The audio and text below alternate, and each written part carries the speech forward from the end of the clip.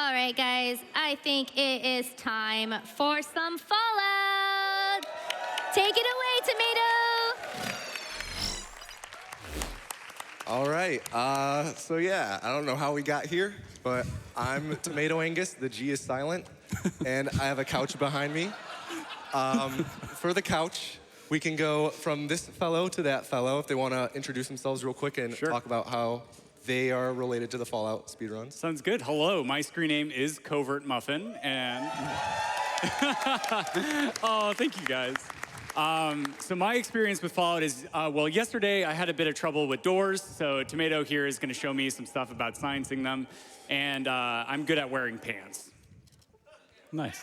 Yeah, that'll come into play later, okay.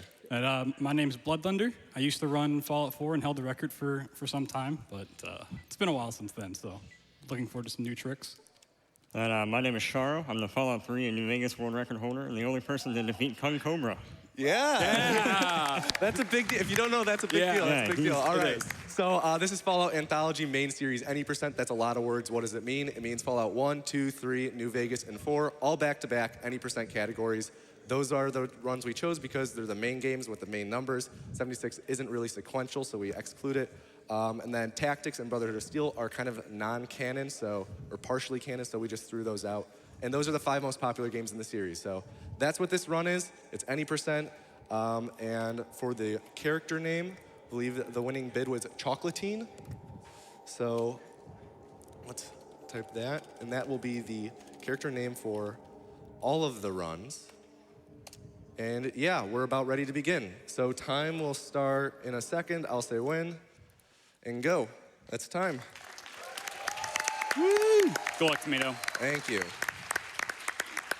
Oh, there's a missing rat there. So Fallout 1, what is the story of it, you may ask?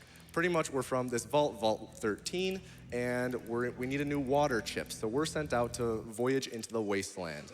And right away we go into the wasteland, and this is pretty much the big RNG section of the run, whether or not we get encounters. So fingers crossed we don't. Maybe we want some, so we have more time to explain some things.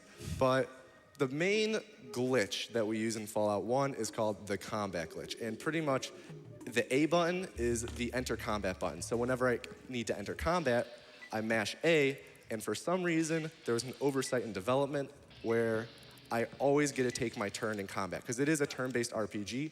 So if you just mash to enter combat over and over and over, when your turn ends, you get to go again. I always compare it to the kid who you play board games with growing up, who always said it was his turn. But pretty much that's Fallout 1, the main tech in it. Other than that, we're just playing through the game in a very accelerated fashion. And the first place we need to go to is Mariposa Military Base, which is a military base run by a bunch of super mutants and Nightkin. So once we're here, we need to destroy it. The fastest way to destroy it is to pretty much trigger a nuclear, I think it's a meltdown, pretty much trigger to explode. So this is what Covert was talking about earlier, because we need to come up to this terminal and we're just going to science it. And that is the actual term in the game, is just science. So we have now triggered it to explode in 300 seconds. So that's one of 2 objectives pretty much done for this run. There are 2 main objectives, so. And then also when I'm running around, I'm going to be mashing to click, I'm going to be clicking over and over and over for wherever I need to go. And that makes me actually move faster, because this game has a bugged running animation where if you click non-stop, you will move slightly faster because the animation will start over. I think that's how it works. So pretty much, it's called speed clicking, and that's a big thing in both Fallout 1 and 2. So whenever I'm clicking to either go pretty much any directional, or any diagonal direction, I'm going to be speed clicking, because it only works on diagonals. It doesn't work straight up or straight down. I need to pop 1 more stim pack, because these things take away our health, and I don't want to die. So that is a thing in both Fallout 1 and 2, and as I said, and we're also playing as a female, because the female actually has a shorter running animation cycle. So she is actually naturally faster than the male in this game. And now that we've exited, that Nightkin talked to us and said, hey, why were you here? And we said, no, don't worry about it. And we walk away. And then it explodes, and now we go to the second area in the game, which is, I believe it's called the chapel? No, cathedral. We go to the cathedral. And same exact thing there. There's a nuclear warhead inside of there, and we pretty much just need to blow it up. So yeah, this is another wasteland segment. And we will have probably another 20 seconds before we get there, so if we have time for a donation. All right, we have a $500 donation Wow.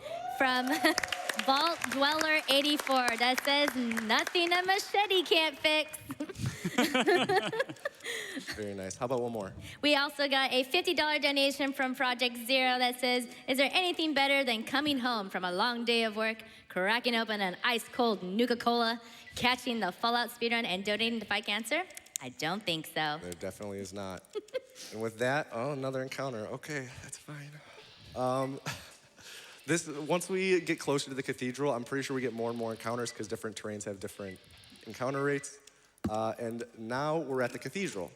So here, right when we get up here, we actually need to level up because we're going to be doing a lot of lockpicking and a lot of speeching and a lot of sciencing.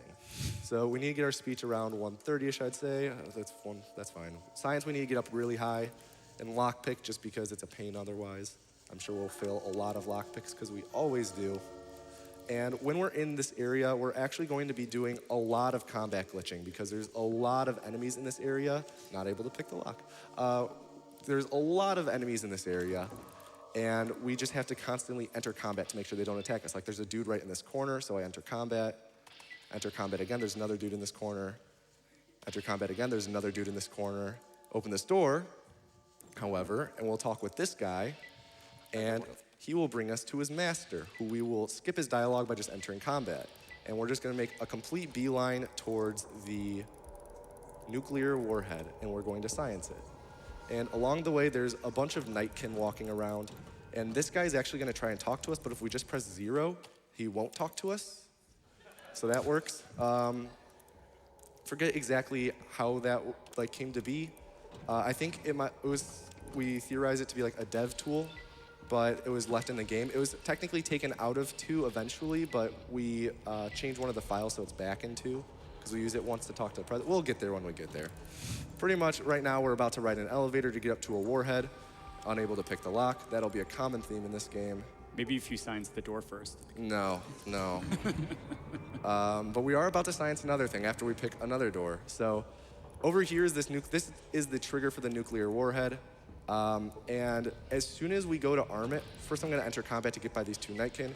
As soon as I go to arm it, these 2 dudes will attack me, so I have to try and time it precisely so that I enter combat as soon as I finish arming it. So let's see if it takes me less than 5 tries. I got it first try. All right. Wow, nice. All right, that was,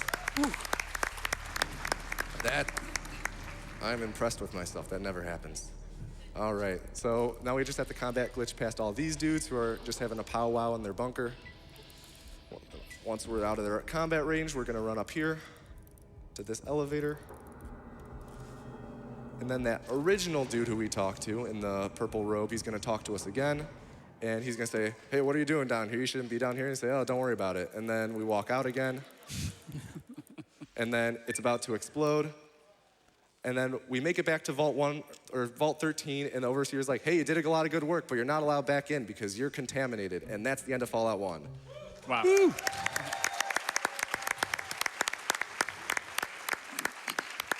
So, now Fallout 2. This game has more RNG than I've experienced in traffic in real life. It is incredible. So, one thing also when I'm running around in these games, whenever I access a door, like here, I quick save as soon as I open them, and that skips the door animation. So right when I load up the game, I get that set up by just making a quick save real quick, just so you're aware. Every time a door opens, it's because it's going very fast. So let me rename our person. Chocolate, yeah, I spelled that correctly. All right, and this is the start of Fallout 2. Now, the story of Fallout 2 is we are actually the descendant of the hero from Fallout 1, and we are living in the town of Arroyo, and we need to go and figure this, pretty much the equivalent of what we were looking for in the first game, which is the GEC. And more or less, we will get it, but we have to do a bunch of other things like toppling a government along the way. So, you know, everyday things. Yeah, exactly. There we go. Okay, there we go. That time I picked the lock. Okay, maybe I didn't. The door appears to be locked. Lockpick. You deftly picked the lock on the door. Here we go. There we go. All right. That was first boss of this game. And same thing, so Fallout 2, the combat glitch actually doesn't work. Except for very rarely, you might be able to mash just fast enough for it to work, but it's not free like it is in Fallout 1. So you actually have to deal with enemy, you either have to be clever with how you run around enemies, or you just have to trick them by wearing the same clothes as them, and they'll think you have really good fashion, and they'll let you buy. But in this area, this is the Temple of Trials, and this is pretty much where our village Arroyo is like, all right, you're old enough now, let's see if you actually are you, and stuff like that. So instead of fighting this dude whose name is Cameron, we just talk with him, and he's like, oh, thanks, okay, bye. And this finishes the Temple of Trials, and now we are out in the waste, and we are going to make a beeline towards San Francisco. And for reasons that we don't know now, but we'll know later, it's part of the main quest. Anyways, we're about to go to the world map, and the first thing you're going to notice is that we move a lot faster than Fallout 1, and we got an encounter right away, which is great. Let's just wing it. Yeah, there we go. I was actually able to combat glitch that, but it goes much faster on the world map than Fallout 1, and that's because of another oversight in development that was actually patched out of the game, but in the recent releases of the game, they gave you the option to actually re-enable it, so we did that, because you gotta go fast. Once we're here, we're going to pickpocket this vendor named Lao Chu. We're going to take all of his coins from him, and he will seemingly not notice, and we're going to try and buy a bunch of things from him. Let's see what he has. So we need some items that will lower our intelligence, which he didn't spawn with, so we're just gonna buy one plastic explosive from him right now. And we need to refresh his inventory. So the way I'm gonna do that is I'm going to go out in the world map and waste 4 days. So in the top right corner, you see the dates. That's about 4, sure. Okay, that's a little more than 4. All right, here we go. So we're gonna speak with him again, see what he has as an inventory, and we don't really have a lot of caps right now. There we go, we wanted mentats, that's good. All right, perfect. This will be playing it by the skin of our teeth in terms of items, but it works. So Lao Chu has the items we want, but we don't have the caps he wants. So instead, that plastic explosive we bought from him a week ago, we're going to arm it and try and give it back to him. Hopefully that will give us store credit. He accepted it that time. So now we have to heal ourselves, and healing ourselves actually fast forwards the game by, I think, 10 minutes.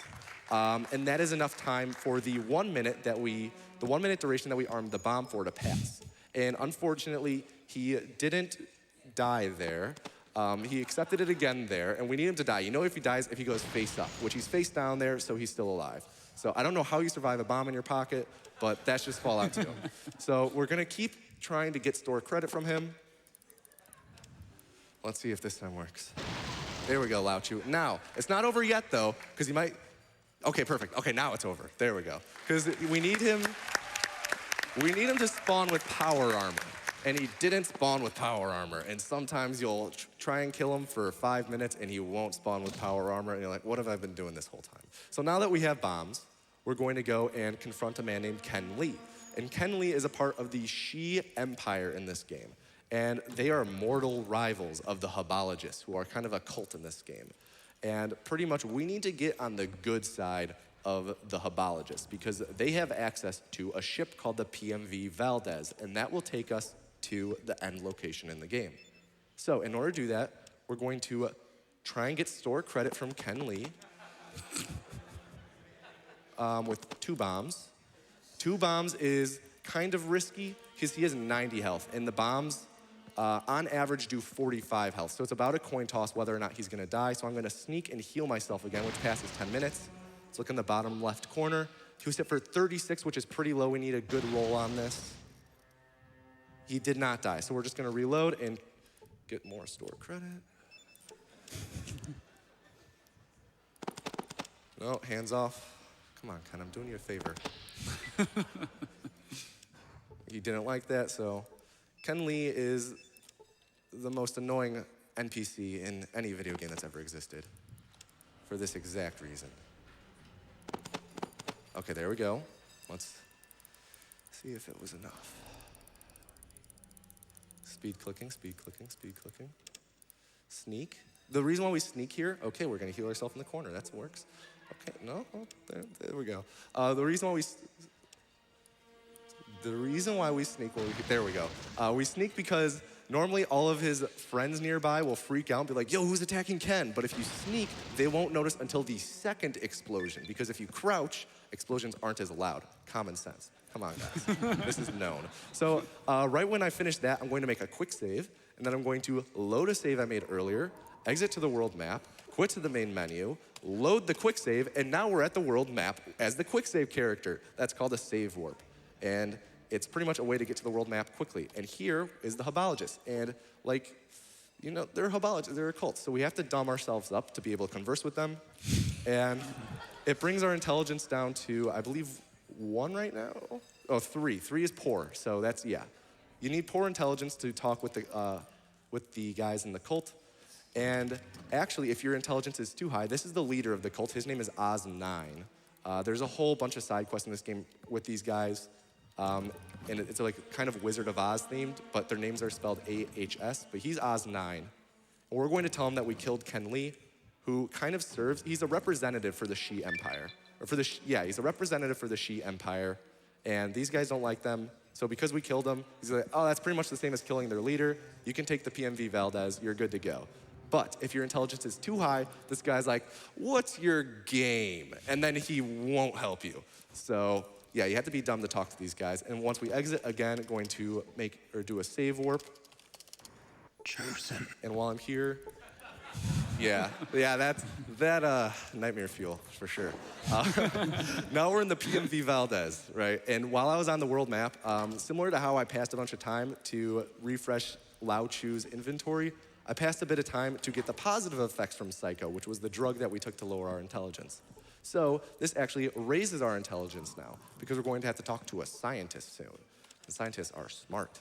So with this, we will go to an oil rig, and here's where the story of the game really takes place. Pretty much, we need to get the Gek, and the bad guys in this game are the Enclave. So the Enclave have a big bad man who's their general named Frank Horrigan, and Frank Horrigan is half human, half super mutant. He's like 8 feet tall, something like that, I don't know. But pretty much we need to blow up the oil rig, kill Frank Horrigan, and also get the Gek for Arroyo, which is our hometown. So our goal right now, we also, well, it's kind of like kill Frank Horrigan part A. Like this is the second part. We need to get a presidential key card because that will help us kill Frank Horrigan. You'll see why. And who do you get the presidential key card from? None other than the President of the United States. So we'll get there in a second. Right now, though, we just need to get to the Gek, which is in this room off to the side over here. And every time I open one of these doors, I quick save, as I was talking about earlier. Oh, I took a little damage. These floors are electric, so you have to be careful on them. You'll get zapped. And up here is where the Gek is. And see, all these dudes normally would be like, oh, I'm gonna kill you. But because we're wearing very outdated power armor, and they're also wearing up-to-date power armor, they say, you're fine. You can walk right by us, so. And all these guys are very, very dangerous. But we're about to meet with the President of the United States. And he is right here, and his name is, let's see, it doesn't say it. I'll just read it. His name is Dick Richardson. And that is his actual name, I swear to God. And he has the presidential keycard on him. And the reason why we want that is because it allows for us to activate turrets to help us in our fight against Frank Horrigan, because there's no way in hell we're going to be able to fight him as is. So when we go up to Dick Richardson, we're going to zero his dialogue like we did with those Nightkin earlier. And we're going to arm the bomb, get some store credit, sneak and crouch in the corner, explode, hope he stays dead. He did. And no one notices the explosion because we were crouched in the corner.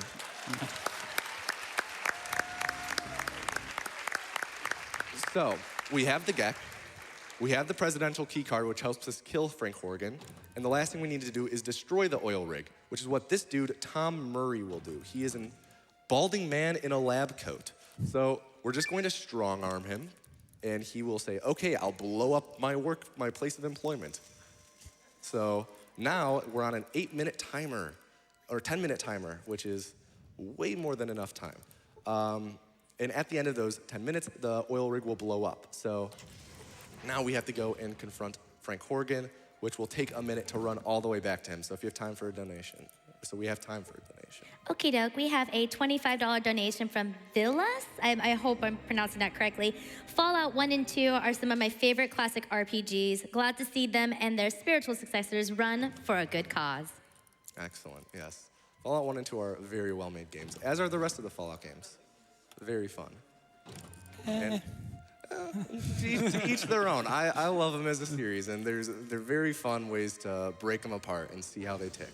And yeah, we'll get there when we get there, though. So these guys, this guy is Sergeant Granite. He's the leader of this platoon, and we pretty much convinced him to kill his boss for us. So they're gonna help in the fight. And then we're also gonna come over here and use the presidential key card. And now all of these turrets will attack Frank Horgan. And Frank Horgan, as I said earlier, is a hulking individual. He has 999 health. And that's a lot. As you can see, Frank Horgan was hit for 10 hit points. It takes a while unless you get critical hits. So we're going to pretty much watch this and pray we get some good numbers. But 11, that's not doing this for us. 10, not doing it. You see where I'm getting at. 7, that's awful. Anyways, we have time for a couple donations. All right, we have a $25 donation from Creep Alt Delete that says, always my favorite time of year. Thanks for all the great work you guys do. Here is to Fault 29 and my main goal, Harold. Awesome. We also have a $250 donation from Bloody Panda that says, what's a Wastelander's favorite rock group? Fallout Boy. Oh, no. Yeah, it's one of those. I can't groan any harder. How about 2 more? We have a $25 donation from Silly Person that says, have to donate for Fallout and Edobean. Oh, thank you. Appreciate it. And then we have a $100 donation from Cannon Swift that says, Fallout is literally one of the first RPGs I tried my hardest to beat the fastest, even before I knew that was such a thing as speedrunning. So excited to see it being ran at AGDQ. Donations. Donations never end. Awesome. Well, we did just recently hit Frank Horgan for 212 damage, which isn't bad, but then he was hit for no damage, so kind of divided by 2, and it was an okay hit. But he should be getting down to the point where he'll die. Once he dies, then we're able to exit the oil rig, ending cinematics plays, end of Fallout 2. We'll get there soon, though. But Frank Horgan, when he dies, normally when he dies, even if like you kill him in a very mundane way, he'll like split in 2 and be like, all over the place. But if you play with a violence set to low, he just takes a knee like that, and it saves 20 seconds. And that was found, that was found by accident. Wow. And that's the end of Fallout 2. All right. So now on to Fallout 3, which is... Oh, yeah. Yeah. This is the game that got most people into Fallout. So I'll take my time getting to the game so that we have time to crop. Well, this is actually good. So Fallout 3, we don't start from a new game because then we have to see ourselves being born and it's a cutscene, and yeah, it takes a while. So instead, we have pre-made saves for starting the game. So I'm going to load one of the pre-made saves, but that also means that we skipped naming our character. So originally, the incentive was for all the games except for 3. However, I found out about this today. And there we go. Now we're chocolatine in Fallout 3. Nice. Yes. So, in Fallout 3, you're going to see my screen flash black a lot like this. That's me quick saving and quick loading. Liam Neeson, please be quiet. Okay, and it's bound to my mouse button, so I can do it a lot very fast. And stats don't matter in this game, so I'm just going to put them all into strength since that's the fastest to dump them into. And yeah, let's talk about quick save, quick load real quick. It's going to be used a lot. And the main reasons it will be used for are to clip through walls and to skip dialogue. Specifically, coming up will be a lot of dialogue skipping and a lot of wall clipping. Well, that was loud. We have to push Liam Neeson over to a dialogue trigger real quick with a Nuka-Cola Quantum truck, or Nuka-Cola truck. I missed the trigger though. And we just finished being a 1-year-old, and we're now going to our 10th birthday party. But being a speedrunner, I like to avoid a lot of social interactions, so I'm going to quick save, quick load through my birthday party and phase through a wall, as any of us would. And I'm going to do what's called stop hopping. Thank you, thank you. Too relatable, I know. So, stop hopping is What this are you weird doing circle down- jumping thing. You'll see my, the camera flick around a lot like this. It's called stop Are you hopping. ready for your surprise? Because when you land your jumps, you actually let go of holding W. Also, we shoot Jonas here because it skips a dialogue between him and Liam Neeson. Oh, that's actually, yeah, we skip a dialogue between him and Liam Neeson by shooting him once. But yeah, stop hopping, you like hold W, jump, like flick your camera, land and let go of W, and jump. Pretty much, you're alternating between jumping and holding Good W work. over and over while flicking your Hey, mouse, and Jonas, it makes you you're a move picture of pretty me with a fast. big game on it. However, we won't be doing it the whole run because we're going to be doing another glitch called Speed Cripple. And Speed Cripple is really finicky.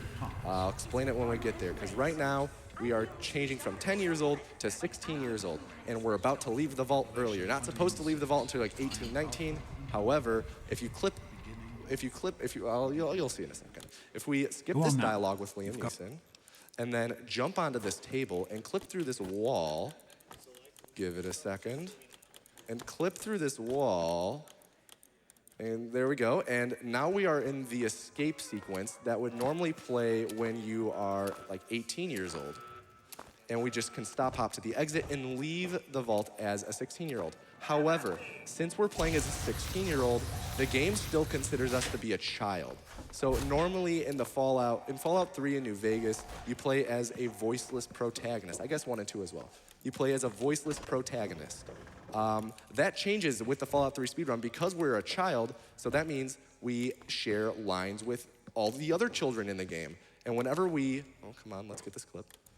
Let's get this. Whenever we exit combat, we're going to say, I guess it was nothing. And you'll hear that all throughout the run. And I can't get this clip. Come on. Come on. Oh, maybe I have to come from far back. Oh, there we go. That was it. Yeah, there we go. You had to run at the wall and intimidate it. Like, I'm coming at you, and it moves out of the way. All right. So we're going to do what's called Speed Cripple. You got this, man. Yeah, this is something. So I make a quick save at the top of the cliff. I run off, break my legs, and quick load at the same time. That didn't look right. I have to pretty much hit the ground and quick load at the same exact time as breaking my legs. And if I do it right, I'll get bonus movement speed. And I'll explain that in a minute. Well, I'll explain it now, I guess. So pretty much in this game, when you break your legs, the game does a couple things. 2 of them are it reduces your movement speed from 100 units to 40 units, around 40 units. And it also gives you a cripple animation. If you make a quick save, break your legs, and quick load at the same time, and you get a little lucky, I guess, then instead of taking away those 60 move speed units, it adds them on top. So then you move at 160 units, which is very fast. I did not mean to quick load that. But it doesn't always work on every launch of the game. Some launches of the game, it just flat out refuses to work. So that means that we actually have to quit out of the game and relaunch it and load our save again. So that's what we're gonna have to do right here. Yeah. So let me just relaunch this right here. While I try and get this glitch, we can take a few donations. We have a $25 donation from Noob Salmon. Oh, awesome. Awesome. Says, hello, Tomato. Salmon here. Hope you have a fun time at AGDQ and good luck with the run. Make us proud. Also, a question for you. When will you send me one of your paintings? You know, like you promised. I did promise. Oh, getting you there. Yeah, I'll do it eventually, Salmon. Don't worry. Yes. Yes. A couple more. And then we also have a $25 donation from Shirley Ann. It says, I finished Outer World last weekend in preparation to watch it be completely broken today at GDQ. And shout outs to my boyfriend Jack, who introduced me to GDQ years ago. Shout out to Jack. Do some more. We're still going for this. All right, we have a $25 donation from Birdie that says, have to donate during one of my favorite franchises of all time. Fallout has gotten me through some rough times, and I'm thoroughly looking forward to seeing them all go by at the speed of light. Good luck to Tomato, and thanks to everyone making this fantastic event possible. Keep going. So sorry. I actually just wanted to. Keep going until, I hope we have a lot of donations. Keep Yeah. going until I tell you to stop. I actually have one more thing because I know we still have the Outer Worlds ending choice as an update. Right now, we're at Side with the Sun winning with $1,427. That's a good one. And Side with Phineas with 1,100, so that kind of boosted up a bit. Side with the board, though, is still at 305. So, so if you want that to get a change, make sure you guys make those donations in. We appreciate it. And then, ooh. Yeah, way to go, man. Woo! All right. And- Yes, that worked. Okay, how about another donation, though? Didn't mean to cut you off. Just really quickly, like you could notice how insanely precise that was. When you're on an SSD card, which we are here at the event, it's actually different than what Tomato uses at home. So the timing and positioning it's so insane that he was just able to do that in a marathon setting. Well done, man. Thank you. The donation?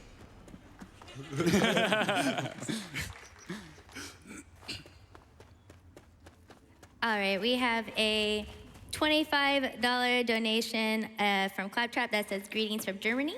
Thank you for all the runs. They are so amazing. And I want some whoa from the crowd. Whoa. Whoa. I guess whoa. Whoa. Interesting choice. Bold move. I like it. All right, so now what we're doing is when we got our cliff cripple, our speed cripple, we were facing southeast. And it makes more sense to run and discover a location that we have to fast travel to later, right now, since we are already kind of heading southeast. So we're going to discover the Citadel. And if you're familiar with the game, the Citadel is the base of the Brotherhood of Steel. And I guess it was nothing. oh, there was a kid's line. There it was. You'll hear that a couple times throughout the game. We're gonna go and discover the Citadel location for later, since we're kind of close to it. But we can't just walk up to it and discover it right now, so we have to go out of bounds. So we're going to walk up to this corner and quick save, quick load like 5 times. Yeah, there we go. Now we're out of bounds. And we have to go out of bounds version 2 to get through there. And now we have to get through this little gap. Hopefully, let's see. Yes, sometimes you have to quick save, quick load to get through that little gap. And if you do, there's a chance it'll crash. Thank God that didn't happen. The Citadel location is right up here. Somewhere around right there. I guess it was nothing. Again, okay. And now we discover the Citadel, so we go back to Vault 101. How am I doing so far, Sharo? You're doing all right. Okay. High standards. I'm actually surprised you went for Cliff Cripple, because that's... Of course, dude. Cliff Cripple, yeah. You I got would have it. did Missile. No. Go big or go home. Yeah, I guess so. Yeah. So now, if you're familiar with Fallout 3, pretty much the main goal of the game is save your dad, purify the water. Okay, and you have to go and find Liam Neeson. He's somewhere in the wasteland. Where is he? He's in the Vault 112. He's in Tranquility Lane. And if you have browsed the internet and played this game, you know you can just go. I guess it was nothing.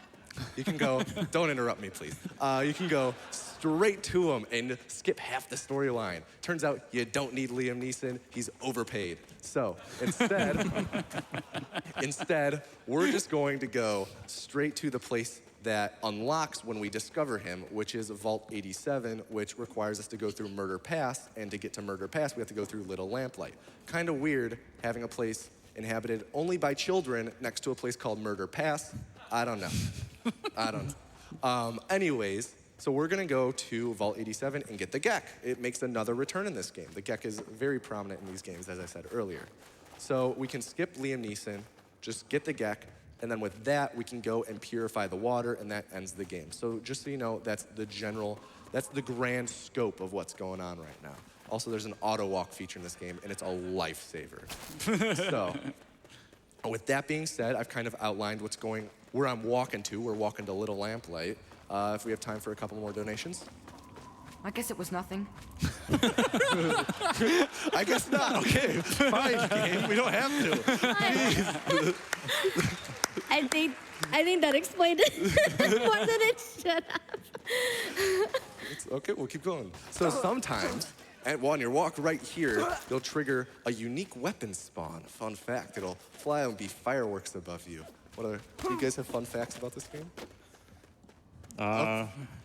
Yeah, it's No, number not 3 in really. the title. Come on, guys, you're killing me. There is a 3 in the title. Let's see. Here's a fun one that a lot of people don't know. So Bethesda, when they finish up games, they like to hold a little friendly speedrun tournament inside of their company. And this is an actual thing. You can find it online in their blog posts. I think you have to use their archive.org or whatever it is to go back and actually look at them now since they're not available. But yeah, they actually would hold in-house speedrun tournaments, and there are posts about Fallout 3 and Skyrim. And for Fallout 3, the guy who won, I believe his name is Sam. Okay, the guy was run ass with a grenade. But I believe his name was Sam. But yeah, I think that's pretty interesting how they would have their own speedrun tournaments inside of them. He also won Skyrim. He used to be a QC tester, a QA tester with the company, but I don't believe he is that position anymore. I think he's moved up, probably because of his speedrun skills. So. But yeah, I thought that was interesting that they hold their own speedrun contest. And in the article, they're like, but then he pulled out a big trick, but they were real secretive about what it was. And you're like, oh man, what was it?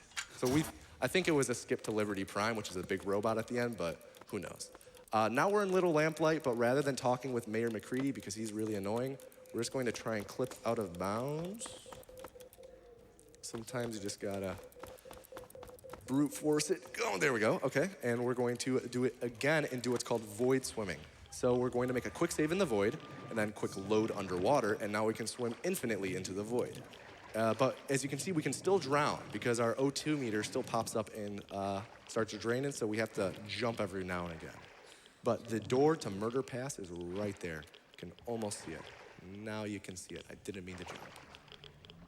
There it is. Yeah, look at that. It's a beautiful door. What is happening? Oh, okay, we're I guess there was nothing. I guess there was nothing. So this is Murder Pass. Thankfully, it's behind a big locked door so the kids don't get in. Trash can skip, sweet. Nice. A quarter of a second. It was worth it. Worth it, yes. Also, one thing is I'm trying to avoid dropping large distances because then you get a little stagger. Let's see if I can do it on purpose. Oh, no, I don't want to do it on purpose anymore. He's right there. But sometimes when I'm running around, I try and land on rocks to try and not fall as far. Because then you won't get the little stagger animation of you bracing yourself from dropping 2 feet off the couch, you know? So now we're in Vault 87, and this is just a fiesta of out of bounds, and I absolutely love it. Right here, this is called Rock Boss because it's kind of hard, but you just jump up and then access this door. Nice. And then coming up again is this guy who we just zoop by, and then we make a daring leap and just go on through, and we're gonna do it again.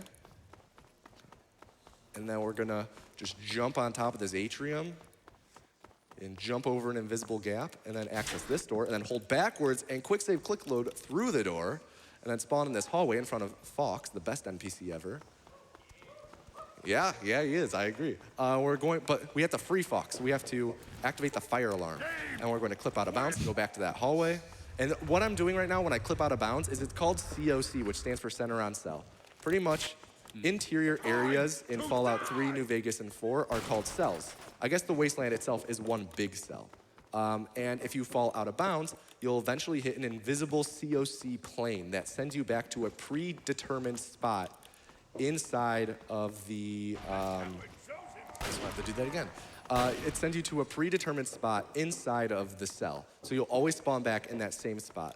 However, 4 is a little different, but we'll get there when we get there because, yeah, you'll see what I mean. You'll know exactly the point that I'm talking about. But right now we have to get the Gek, which I done goofed last time. Oh, I almost done goofed again. Come on. Oh, I had it twice. Okay, there we go. Yes, all right. That is so much easier than I made it look. That's honestly pretty free. We're going to go into third person. I died. We're going to go into third person and grab this Gek through the wall because you can put your head through walls kind of in third person, your camera through walls in third person. Let me make a safety save real quick. And grab things through walls. That's called third person interaction. That's in both 3 and New Vegas. I guess it was... Yeah, that's right. You better be quiet, kid. All right, so this area is kind of hard to get out of bounds in, and the clips are different on each PC. Some PCs, certain areas are easier than others, and it's just kind of hard to diagnose in a location that it's easy to clip out in. This table often, oh, I almost had it. This table often will work. No? Oh, this is why I made the save. I thought ahead, all right. This is bound to work, right? Just, oh, it worked, there we go. Sweet. Nice. I guess it was nothing. Oh, his comedic timing is impeccable. All right, and we're about to get flashbanged by the Enclave. Oh, he's hungry. All right, so this is another cutscene where pretty much the Enclave showed up. We got the Gek, but that's what the Enclave wants. The Enclave back from Fallout 2, now in 3. And they're like, oh, you got the Gek, put him on the vertibird, let's go.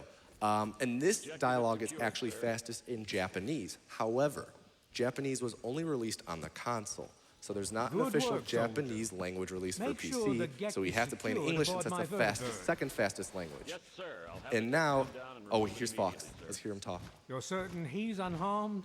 Just wait for it. Yes, sir. He'll pass out shortly, but Come on, we can Fox. revive him. He'll do it. Excellent. I promise you he'll Prepare do it. him for transport immediately. Come on, Right Fox. away, sir. Don't embarrass me. Come on. Fox, what are you doing? Please, Fox. No. Why? Why, Fox? He'll have to be like, what are you looking at? Or something like that. It's hilarious. So, you're... Now we're in Raven Rock, which is the Enclave's base. And pretty much we have to go meet the president. It's not Dick Richardson, it's a different president. So,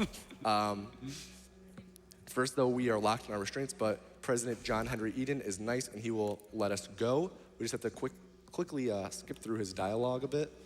And now we just clip out of bounds. And we clip out of, just give it a second. It'll happen. It'll happen. Hey, Sharo, do you have any advice? Yeah, quick save, quick load. Oh, it worked! Thank you. Go. Thank you, Sharo. So, right now, our goal is to talk to John. Fall back to regroup. Our goal is to talk with John Henry Eden, who will give us this big cylinder. And with that big cylinder, we will then go and pretty much purify. I think this is, I'm a bit rusty on my Fallout 3 lore and the semantics of it. Pretty much we clip through this door, which is actually kind of hard, but sometimes it works. And we're gonna run up these stairs while strafing, because that's kind of cool. It means you get to hold 2 buttons at once instead of 1, which is fun. We're gonna talk with John Henry Eden. Plot twist, he's a computer with a plant on his chest. I know. So we're gonna talk with him, and then we'll give it some thought. He wants us to be bad, and we're gonna say, no, I wanna be good. And we have the vial, and I'll say, no, I didn't mean to get in this dialogue, I messed up. And then we go this way and try and clip out of bounds. Let's see if it'll work. As you can see, as we were talking about earlier, the clips kind of vary based on what hardware you have in terms of their ease and whatnot. Sometimes, and it depends on the day, sometimes it'll be like, I'll let you clip through. It's a good time to speed run. While other times it'll say, speed running is a sin, you should be smitten from the earth. So, you should be smited. I think that's the word. Anyways, that didn't work, so I'm just gonna run through this hallway. Ow! And we're going to run and exit and go to the Citadel, because the Citadel is near the Jefferson Memorial, and that is where we are going to activate our father's life work, Liam Neeson's life work, and end the game. So we go to the Citadel and we start running this way, and we're running, and there's some Brotherhood of Steel, and pretty much when we get to the Citadel, we have to go inside of the rotunda, and in the rotunda is a purification chamber, and that is where we type in the super secret password of 216, and that will then activate the purification device that our father had been working on. Also, Speed Cripple doesn't affect your swimming animation. There is a glitch that lets you walk on the bottom of the water, but I don't have the right binds to do that, otherwise I'd show it off. It's called Time Stop. But yeah, we have to go and purify the water now, and Colonel Autumn will be there waiting for us, and he'll say something confrontational, and we will talk to him and probably say something very aggressive as well, but instead we're just gonna enter in the passcode and end the game. But he has locked himself inside of his room, so we have to clip into it. We just clip Just clip. And we just clip in to the first try. Nice. And we talk with him. And we type 216, enter, and that's the end of Fallout 3. Nice job, man. Thank you. So, New Vegas. If you thought, I like to think about the Fallout Anthology run like this. It's a roller coaster that doesn't stop going up. And think about going up means you can break open the game more and more. Fallout 1, it's pretty straightforward. Fallout 2, pretty much the same. Fallout 3, speed cripple, clipping through walls, we're getting there. Fallout New Vegas, you turn into an airplane, we're getting there. Fallout 4, you turn into Sonic the Hedgehog, I guess. You'll see. But it gets more and more crazy with what you can do. So let's start New Vegas.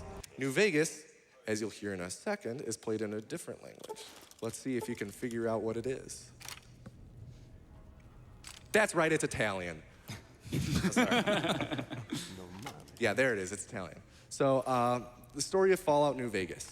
We are a courier, we're delivering a very special package. Matthew Perry shoots us in the head and takes it from us. Chandler from Friends, from you kids who weren't in the 90s. And we have to enter our name real quick. So we're going to enter Chocolatine.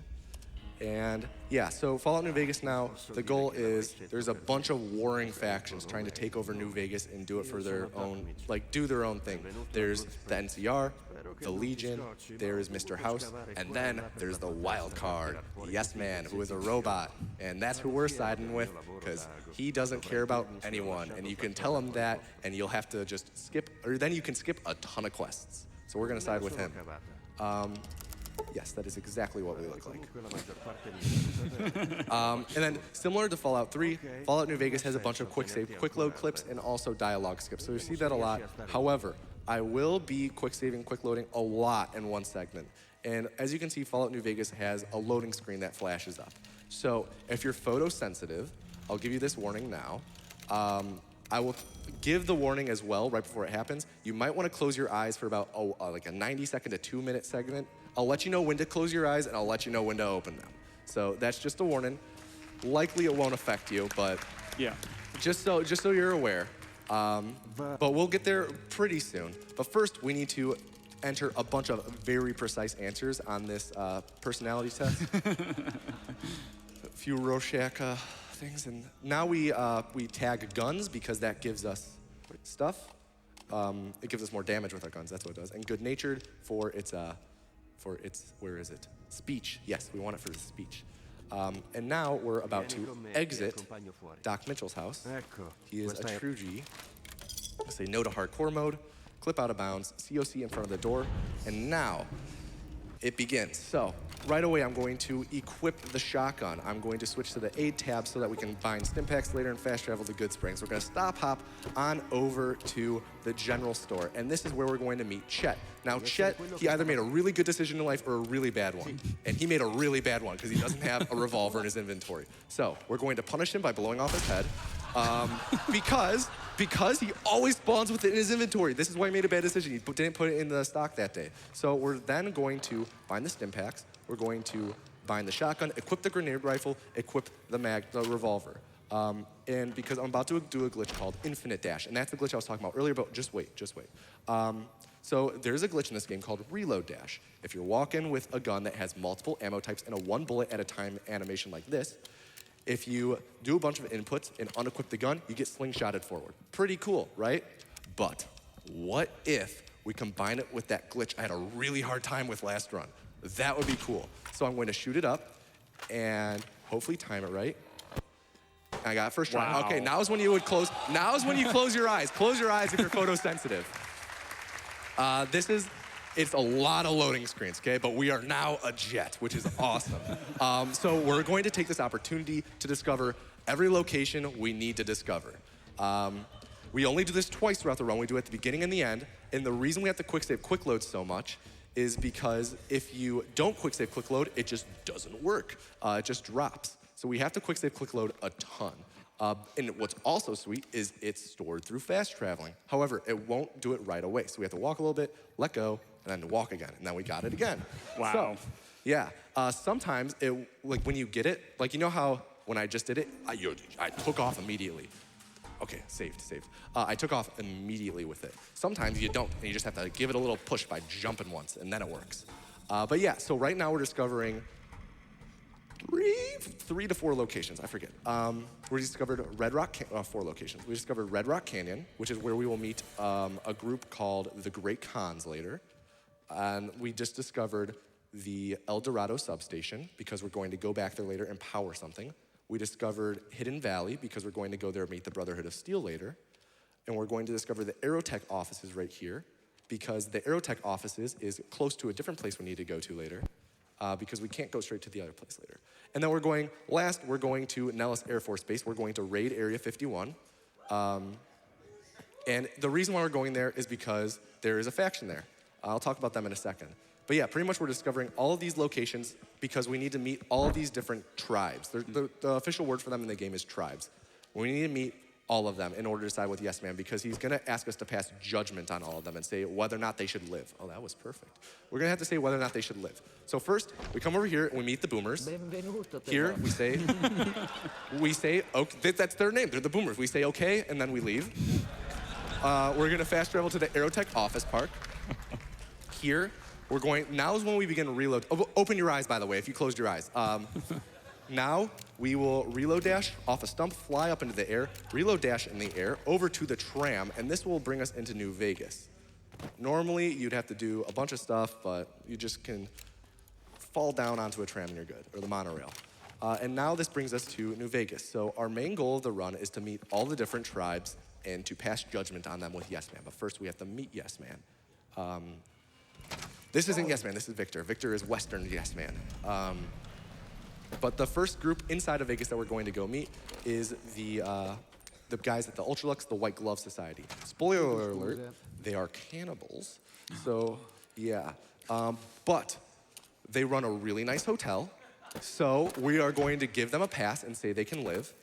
But we have to stop hop back here because we don't have our weapon for reload dashing, because the dude at the front took it. We're gonna meet Mortimer, say goodbye. We now can pass judgment on them. We now know enough about them as human beings that we can pass judgment.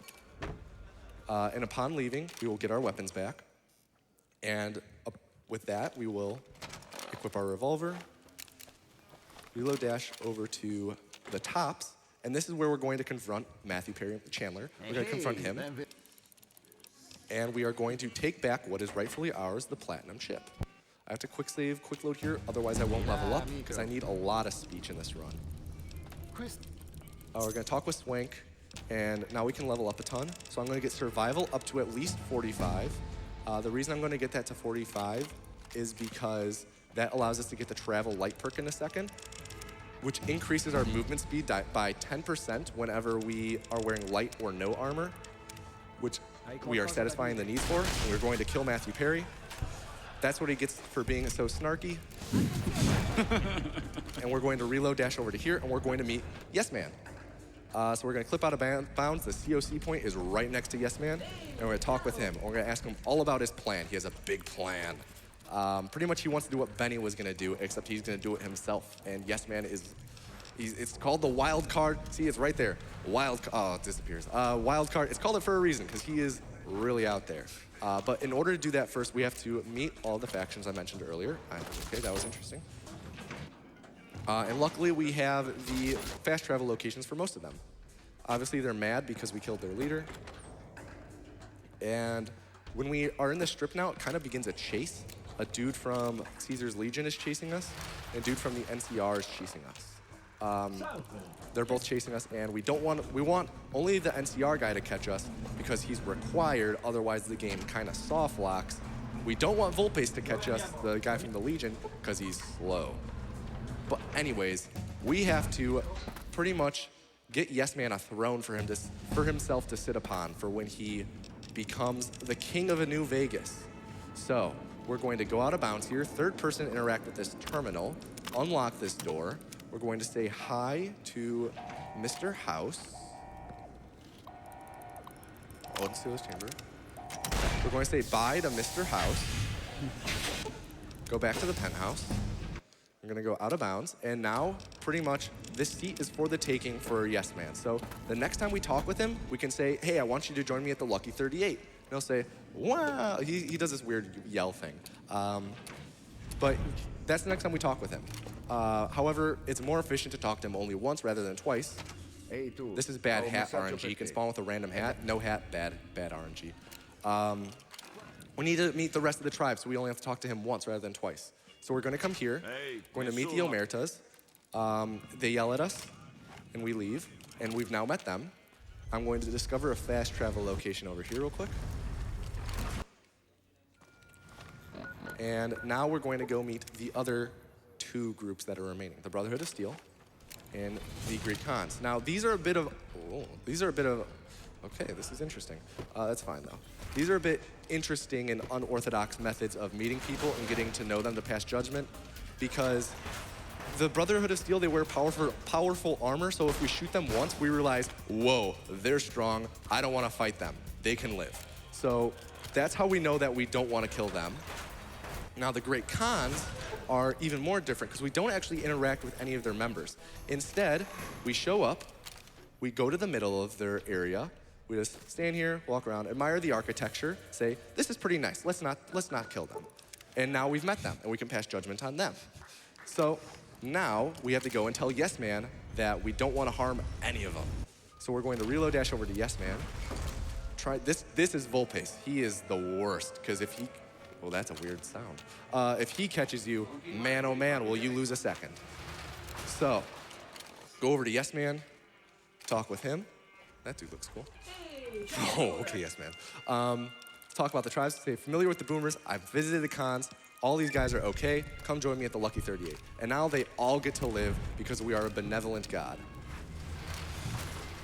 So now, Yes Man will upload himself into the Lucky 38 computer and become the new Mr. House, which is a terrifying thought. And this begins a cutscene. Also, I would warn you, right here there's something kind of loud, so maybe turn down the volume, like at home, just a little bit for a second. Pretty much when he falls over, like, my ears. As you can see, it's building up. Yeah. But now he's in control, so it was worth it.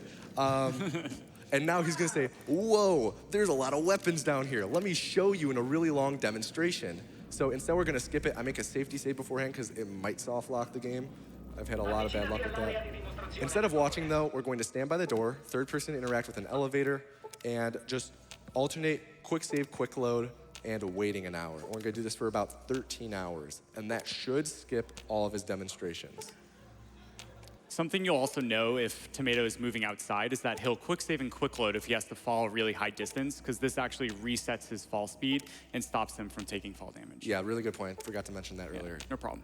It completely resets your momentum, which is very handy in the game that you get launched up and become a plane, so. Can you also use it to stop yourself from dashing as well? Or? Yes, it completely stops your momentum and resets it to 0, except for that one thing outside of the Brotherhood of Steel. That was weird. Yeah. But yeah, pretty much right here, he's gonna say, hey, the president's gonna get assassinated. And we say, I don't care. And then we can keep going. And now, because of that, though, some people don't like us anymore. But that's okay, because we're with Yes Man. He will protect us when he takes over. So now, in order for Yes Man to fully take over and power his army, we have to go to the El Dorado substation, which is the last of the locations we discovered earlier. We're going to have to power the substation here. Just like that. And this will then lead into the final segment of the run, which is Hoover Dam. Oh no, oh Ben. He loses the second as well. He is annoying.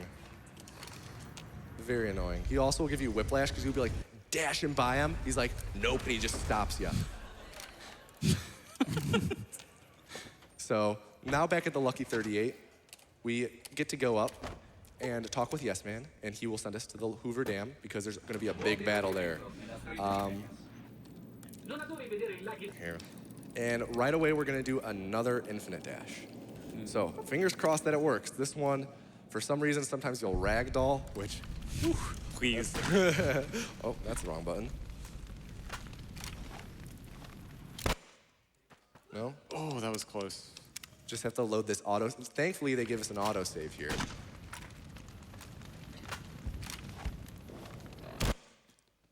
No. Let's see. I'll I'll get this. You got this, do man. we have any donations attending, or? All right.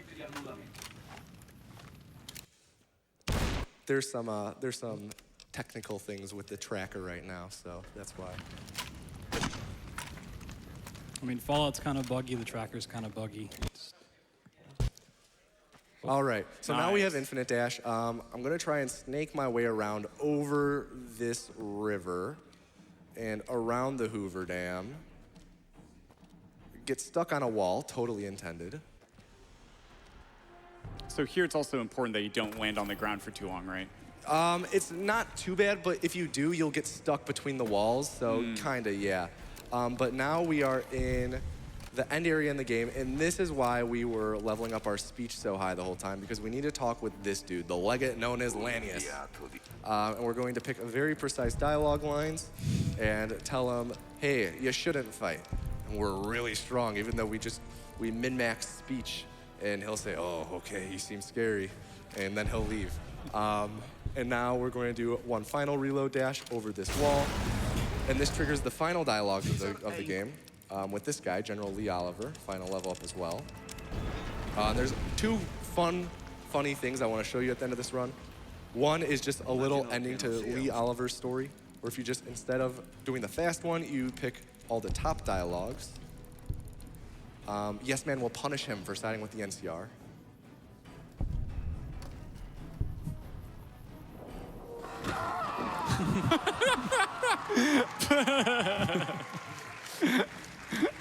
Yeah, and now Yes Man, we become a Securitron, and Yes Man talks to us. And this brings on the end credits, and that's the end of Fallout New Vegas. So, Nice, great job, man. Halfway done. yes. So, this leads on to a kind of a funny thing, though. So, the end credits in this game, I'm not sure if it's this way in Fallout 3. I believe it is. I'm not 100% sure. Don't quote me on that. If you use the Enable Players Control command console, you get to walk around. It's actually a slideshow they put you in front of and you watch. The best part, though, Ron the narrator stands right behind it talking to you the whole time. Yeah, it's great. And you can kill him and drag his body around and throw him off, but then he like slides in from the other side. He just doesn't want to leave. But yeah, so that's Fallout New Vegas. So let's move on to Fallout 4.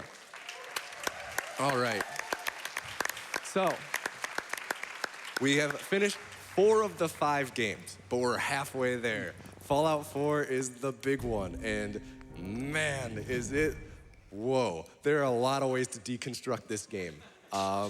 Some may like to use the word overstratted. I'm one of those people. I need some water first because I'm gonna be talking a lot here. Yeah, so this game is both like the longest in the anthology, and it's also one of the most like involved and convoluted. There's gonna be a lot of stuff going on. Yeah. How did New Vegas go, Sharo? That's pretty good. I'm surprised you got that reload dash at the dam. That's Yeah. really good.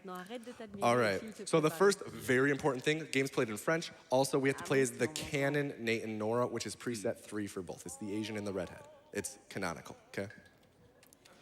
So we do that. Again, so these games also, by the way, have all been limited to 60 FPS in this, as you can see in this top right corner.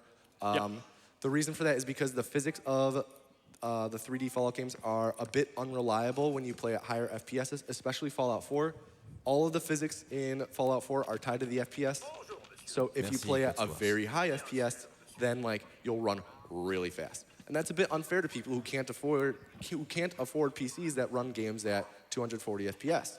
So as a community, we limit our frame rate to 60, so it's all fair and whatnot.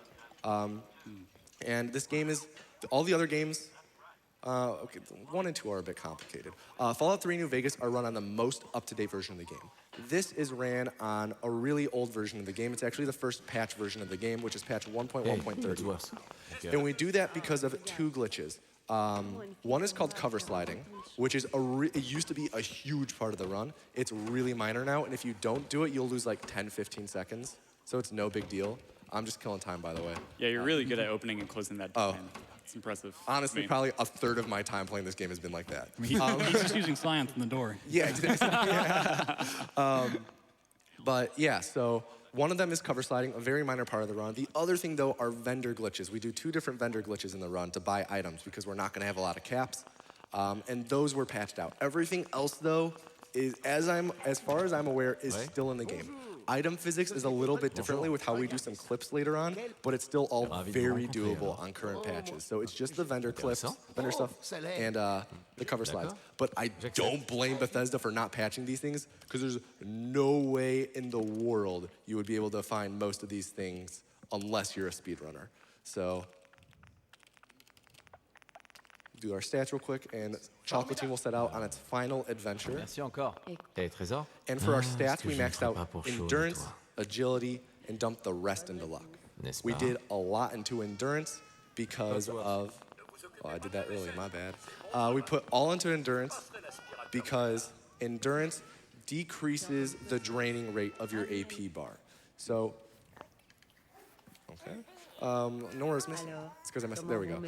It decreases the draining rate of your AP bar, which is good. That means we can sprint more.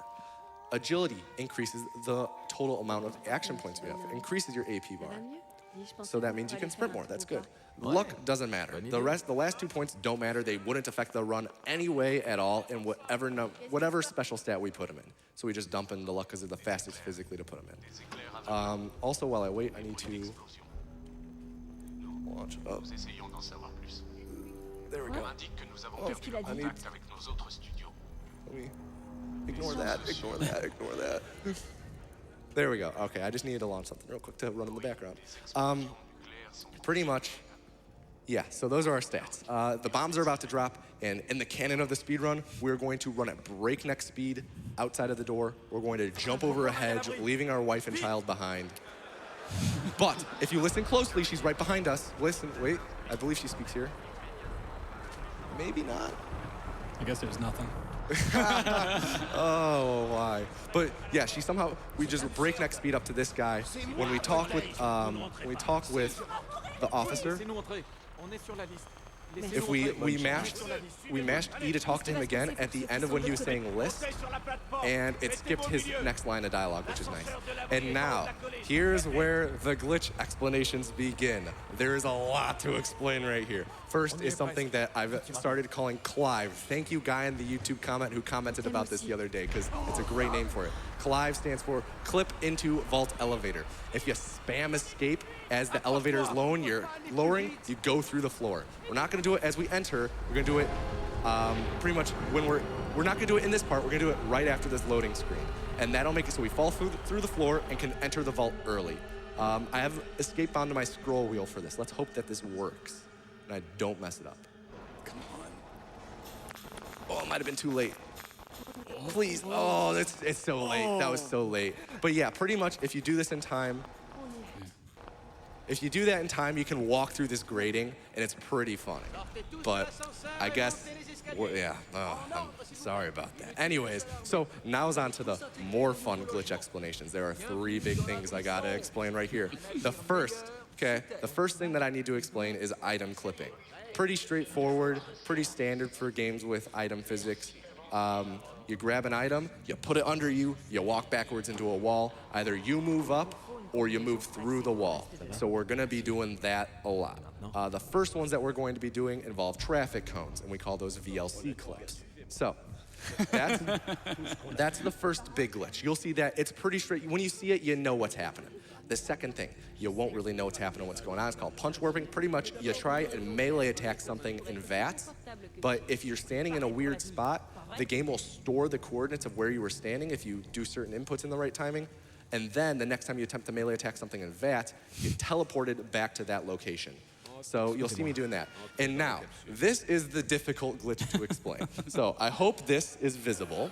So this is the vault. This top level is the vault, okay? And this is us. This is Chocolatine, okay? So Chocolatine, this is the COC point. We talked about this earlier. The COC point is the part where when you fall out of bounds and you hit the COC plane, this is the COC plane. You hit the COC plane, you get sent back to the COC point. And this is the elevator that we rode in on in the vault, okay? So normally, you walk around the vault, you ride the elevator up to the top, and that puts you into the load zone, and that sends you out of the vault, okay? So normally, that's kind of slow, riding an elevator up. So what if we were able to go underneath the elevator and COC on top of it? Interesting, I know. Doesn't make sense, I'll explain it. So instead of in Fallout 3 in New Vegas, whenever you fall out of bounds, you get sent back to the COC point. 4 is a little different. If you fall directly underneath the actual playable area, you get upwarped. You get sent directly above where you hit the COC plane, okay? So theoretically, if you land directly underneath the elevator, you'll get sent to the top of the elevator, since that's an upwarp. You go to the next thing you can walk on that's like highest up. So that's ideal because that would load us immediately. However, it's very difficult to go from here to here very quickly, and you fall pretty quick. So that's why we do something called COC2. So there's a second, the COC plane has an extent. There's an actual finite edge to it. So if you go farther out, you're gonna fall forever. Bad luck for you, bud. No, good luck. There's a cell floor, okay? There's an actual bottom to the area we're playing in. So if you fall all the way down, hit the cell floor, you get COC'd back. So our goal is to get on the roof of the vault, jump outside of the COC plane, go back underneath, fall directly underneath the elevator, hit the cell floor, get upward all the way back up to the elevator top, enter the load zone, skipping, riding the vault elevator up. That saves around 40 seconds. It takes much longer to explain than it does to save time, but it's really cool. But also, falling from here to here takes a while. So we quick save, quick load, and that skips the fall. So I'll kind of walk you along with it while I'm doing it. So here we go. We're about to gain control. We're about to do all that random shit I just talked about. Here we go. All right, all right. You got this, man. Whew. So, yes, we're ready. All right, so we gain control.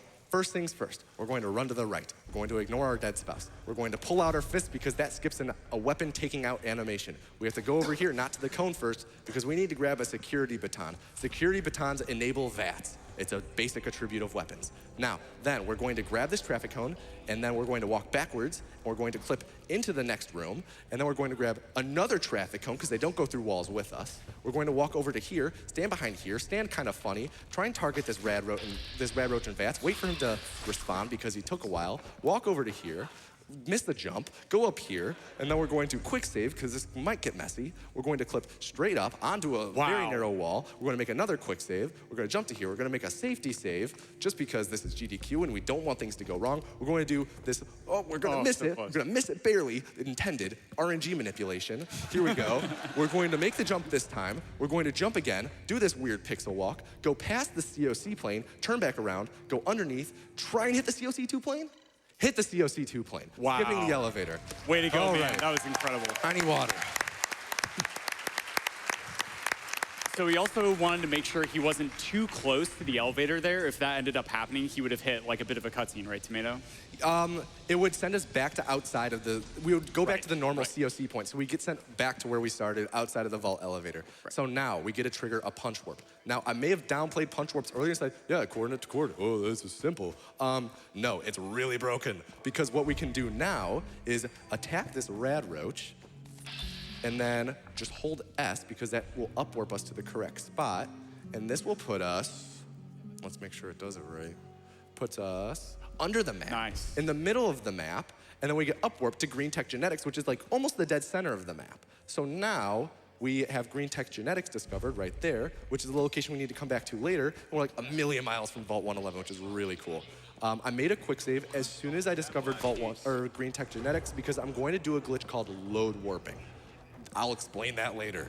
All you need to know is that it will pretty much, remember save warping in Fallout 1 and 2? It's that, except in Fallout 4. So we're gonna do that a lot in this game. First though, I need to make a save inside of this sewer, and then load it from the main menu. And the reason I'm doing this is when you load a save that was made underwater from the main menu, you load in at the top of the water. And that is out of bounds. So now we swim over here, wait for it. We rub along this pipe, wait for it. We have the last quest in the game. So, now that we have the last quest in the game, we can finish the game, right? No. We have to enter the Institute first. And to enter the Institute, you need to build a teleporter. There's a lot that takes, you gotta do a lot to get there. and we don't have a lot on us because we're kind of broke. We just left, we just saw our wife get killed, and we left a vault. So we need to do some shopping. And as I mentioned earlier, there are a couple of vendor glitches in this run. So the first thing we're going to do is we're going to go shopping, and we're going to buy a bunch of frag mines because you can target frag mines in vats, which means you can melee attack them in vats, which means you can set up punch warps anywhere, and you don't have to rely on enemies, which is fantastic. So we're going to do that. We're going to buy a gun for us to use because we need to fight. We're going to buy some armor pieces that increase our speed and endurance. We're going to buy some stim packs, hopefully buy jet, hopefully buy a biometric scanner. Pretty much, we're going to buy a lot of things. And we're also going to enter Good Neighbor in a totally intended way through this back alley. So, where to begin? First thing we're going to do is do the vendor glitch to get caps. We need caps. But instead of caps, we're just going to get a ton of store credit by buying a bunch of one ammo type, sell back one of it, sell back the rest, and then it'll lock one solo round in our inventory that we can sell over and over and over. And if we sell about a third of the original stack back to the vendor, then you'll see what happens. You'll just, it takes a second. Just chocolatine, let's go. So I'm going to buy all these 38. I don't need the 44. I'm going to buy, there we go. Meant to do that. Did not mean to do that though. Let's see. There we go. Okay, so I'm going to sell back one of these. Then I'm going to sell back a lot of them. Then I'm going to try to buy a lot of them, but it just sells even more. So now we have a ton of store credit. I'm going to buy the gun and ammo, going to buy some armor, going to buy frag mines, going to buy some pistols for clipping, confirm that dialogue. Now we're going to sell that armor we just bought to Daisy. And with Daisy, we're going to sell those, buy a different piece of armor, look for jet, doesn't have it, I'll grab it later. Buy stim packs, look for biometric scanner, doesn't have it, I'll grab it later. So I'm going to quick save, got caught. That's fine, I made a quick save. I'm going to steal the Fat Man, steal the mini nuke, make a quick save, load the save I made in the sewer, but then I'll have to quit back. It'll load me out of bounds because we just went over that, that sometimes happens. So I have to reload it again, and this will put me in the actual save location underwater, and then I will swim backwards into the loading zone, which will make the screen fade to black. During the fade to black, I press quick load. So right now, I press quick load. This will load me on the other side of that loading zone, but I'll be the character from the quick save. So I'll be the person who just stole the Fat Man and mini nuke, and all of Good Neighbor is very angry with them. So it pretty much is a way to teleport your person to the locations of old saves, and that's gonna happen a lot. There's gonna be a really weird variant of it in a bit, and yeah, it'll get really interesting. And that's just to like pass your inventory to a certain location, yes. Right, Tomato? Yes, exactly. Our inventory and all quest statuses. So we're still the character who has the nuclear option. We were still a character who did everything that the one going to Good Neighbor did. That's not the right thing. There we go. No. I like your pink wristband. Thanks. All right, that should be everything. I had to bind everything now. And now we're going to go and set up a punch warp in a pretty precise standing location because it's going to more or less lead to us corrupting our save in a bit. And that's where things get even more interesting. If you thought that invisible planes and stuff, oh, okay, good thing I made a quick save. If you thought that invisible planes and hitting cell floors wasn't enough, just you wait. Oh man, all right, sometimes you just fail a jump. Okay, sometimes you forget to jump.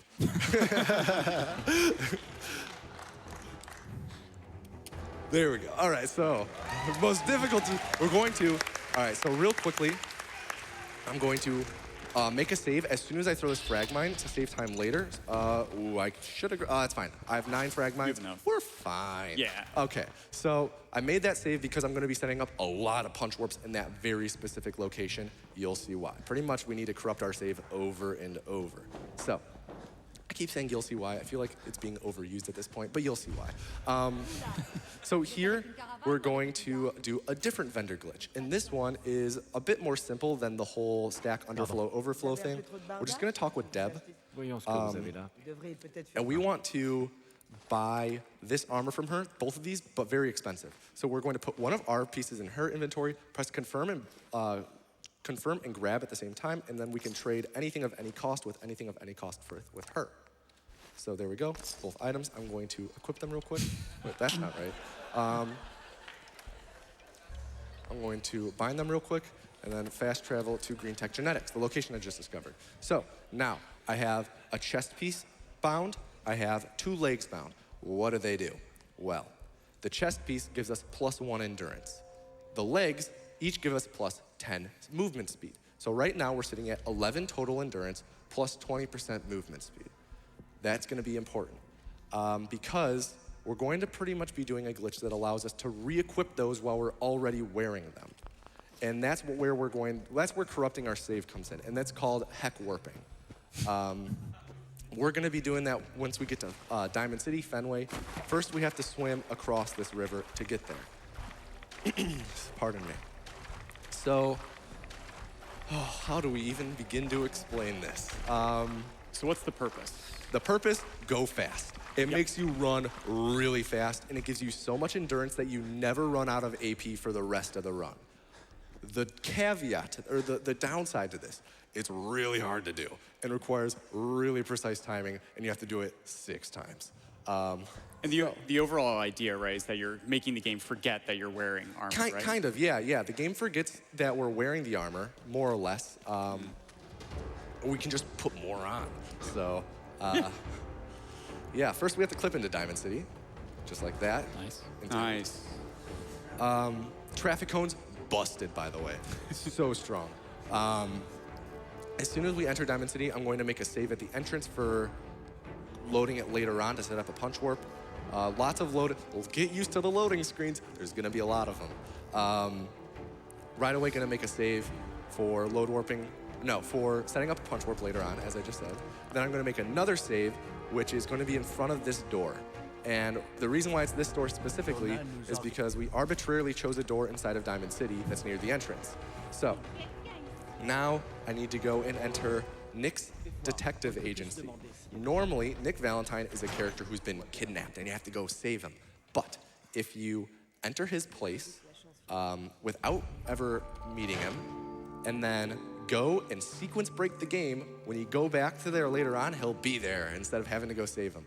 But first, we need to enter the corruption zone, which is called the hex zone. So now we've corrupted the game. The black screen means we've corrupted the game. So I've made a quick save as the corrupted character. I loaded the save in front of the chapel door, and I'm now going to attempt to load warp it. So the timing on this is pretty precise, and we're gonna be here for a while. So get cozy, pour yourself a drink, order some pizza. It's gonna be a bit. However, we do have a way to pass the time. So, Covert looks a bit like Chocolatine. I think we got it. The way we can tell whether or not we got it is we loaded on the other side of the door, and the animation of opening the door was interrupted. So we did get it this time. Nice. So this means that we'll be able to put on a second pair of pants. So Covert, put on this second pair of pants. I mean, some days I just wake up, want to get work a little bit quicker, put on an extra pair of pants, man. So Covert is putting on my favorite pair of Zubaz right now, while I'm loading a save to set up that punch warp again. So when I'm doing this, I have to mash during this screen. I'm sorry if that bothers your eyes as well, but I have to do it to make sure I'm using VATS as soon as the loading screen ends. That's very important. Otherwise, the fragmine will just fall and we won't set up the punch warp. And we'll lose a second from having to throw it again. Oh, sweet. So he right now, not only does he have plus 20% movement speed from his first pair of pants, he has plus 40 from his second pair of pants, because this is a additional 20. So we're gonna do that 5 more times. Yes. So I just set up that punch warp, and now I have to enter the hex zone again. And this is pretty much, this was found, I wanna say August. And man, has my life been miserable since August. It has taken this game and just completely turned it into something else as a speed run. But yeah, it's really fun once you get it set up. Really fun to play with, total pain in the ass to set up. Yeah, you're in for a treat once we finish this. It's really fun to watch and play as once it's all done. So how did you figure out how many times you're supposed to do this, Tomato? Oh, wait, 1 second. You have to put on another pair of pants. Excuse me. I just hit the second one. So, pretty much. Also, you're not seeing me pull up my Pip-Boy during this because I bound all of my armor to hotkeys, so I can just press those to equip them again. Otherwise, I'd pull up my Pip-Boy and have to do them all individually. But it was discovered the exact amount of times, like most beneficial to do this because as you stack more and more, you get diminishing returns. Yeah, you're adding 20% overall, but plus 20% to 120% is a lot bigger of a portion of your total move speed than plus 20% to 500%. So your actual time save decreases over time. So we did the math. We did the calculus. Mainly a dude named Brongle did the calculus. And we determined that 7 total stacks, so your initial stack plus 6 additional pairs, will be the most beneficial if you get them all first try, which this is a perfect speed run, so we're gonna get it all first try. We've missed a couple already. So pretty much we're just gonna go with 7 total stacks, so we're gonna stack 6 times during this, so. So what you're saying is you did some science on the doors? Dude. Hey, you put me on this couch. Yeah. So hopefully this one worked. If it doesn't work, put on another pair of pants. Yes. It did work. Man, you're looking real fast, Covert. They banned these for the Olympics, right? Oh. Only if you're Russian. So that is now, how many, so that is the 1 initial pair plus 3 additional pairs. Yep. So right now we're at 140% movement speed since we're at, no, 180% movement speed. Yeah. Yes, Yep. since we have 4 stacks and each stack is 20%. So, we need to keep doing it. We're almost there. It's bad you're gonna do this in Florida. That's cold in here. I'm wearing these for the entire day. All right, let me get some water real quick. Nice, you're doing a great job, so man. Thank you. Far, man. Thank you. Yeah. Ooh. It's going all right. Let's see where we at. Oh, we're fine. Speed cripple only took 10 minutes. We're fine. But yeah, this is why I said a lot of loading screens. Again, enter the hex zone. You get the ordeal. Corrupt our save. Load warp to the chapel door. Yeah, it's good times here. It's good times here. I missed it again. It's really nice when you get it going in, but I keep missing it going in. Right. It's so important to emphasize just how incredibly tight this timing is to be able to hit this. And he's already been able to do it multiple times. And so this is very impressive to me so far. The visual cue. This has a visual cue. You have to hit it right as the handle hits the top. That looked okay, but that might have been a tad early, but I think it was okay. Let's see. How's everyone doing? Good? Yeah? Okay. It was early, by the way. I messed up. Good. Yeah, this is fun. We're having fun. Let's see. How to kill the time. Okay. So which of the Fallouts did you get into running first? So, that's a good question. This one, and man, has it turned into Frankenstein's monster since then. The route used to be pretty simple. Now it is a glob of just different strats that just seemingly shouldn't work together, but they do. And yeah, it's oftentimes, I'll be in the middle of a run, and I'll forget what I'm doing. I think we just got it. Let's see. Yeah, there we go. Nice. Yes. So is that another pair? Put on another pair. Oh, yes. Yes. Woo! So by my count, we have 2 more? Yeah, it looks like it. Okay. So after you picked up this game, what made you want to go do the rest of them? Good question. I was speed bullied by another runner saying, you better do them all. So I said, okay, I will. And yes, look where we are now. Thank you, Dr. T-Chops. I remember specifically, I was going to enter Green Tech Genetics, and he said, so when's New Vegas? And I said, I guess I'll do it next week. And then next week I'm running New Vegas. He goes, so when's 3? I guess I'll do it next week. And yeah, it just snowballed. But I couldn't be more blessed, not only for Chops and his insistence that I run Anthology, but just the Fallout speedrunning community as a whole, and just the speedrunning community as a whole. Like, it's honestly such a welcoming group, like very inviting, a bunch of wholesome people, and some of the best people I've ever met, so. It really is. Could we get a cheer for them? Yeah. Just speedrunning as a whole has just introduced so many amazing people to my life, and I'm just very grateful that this hobby exists. And put on another pair of pants. Heck yeah, man.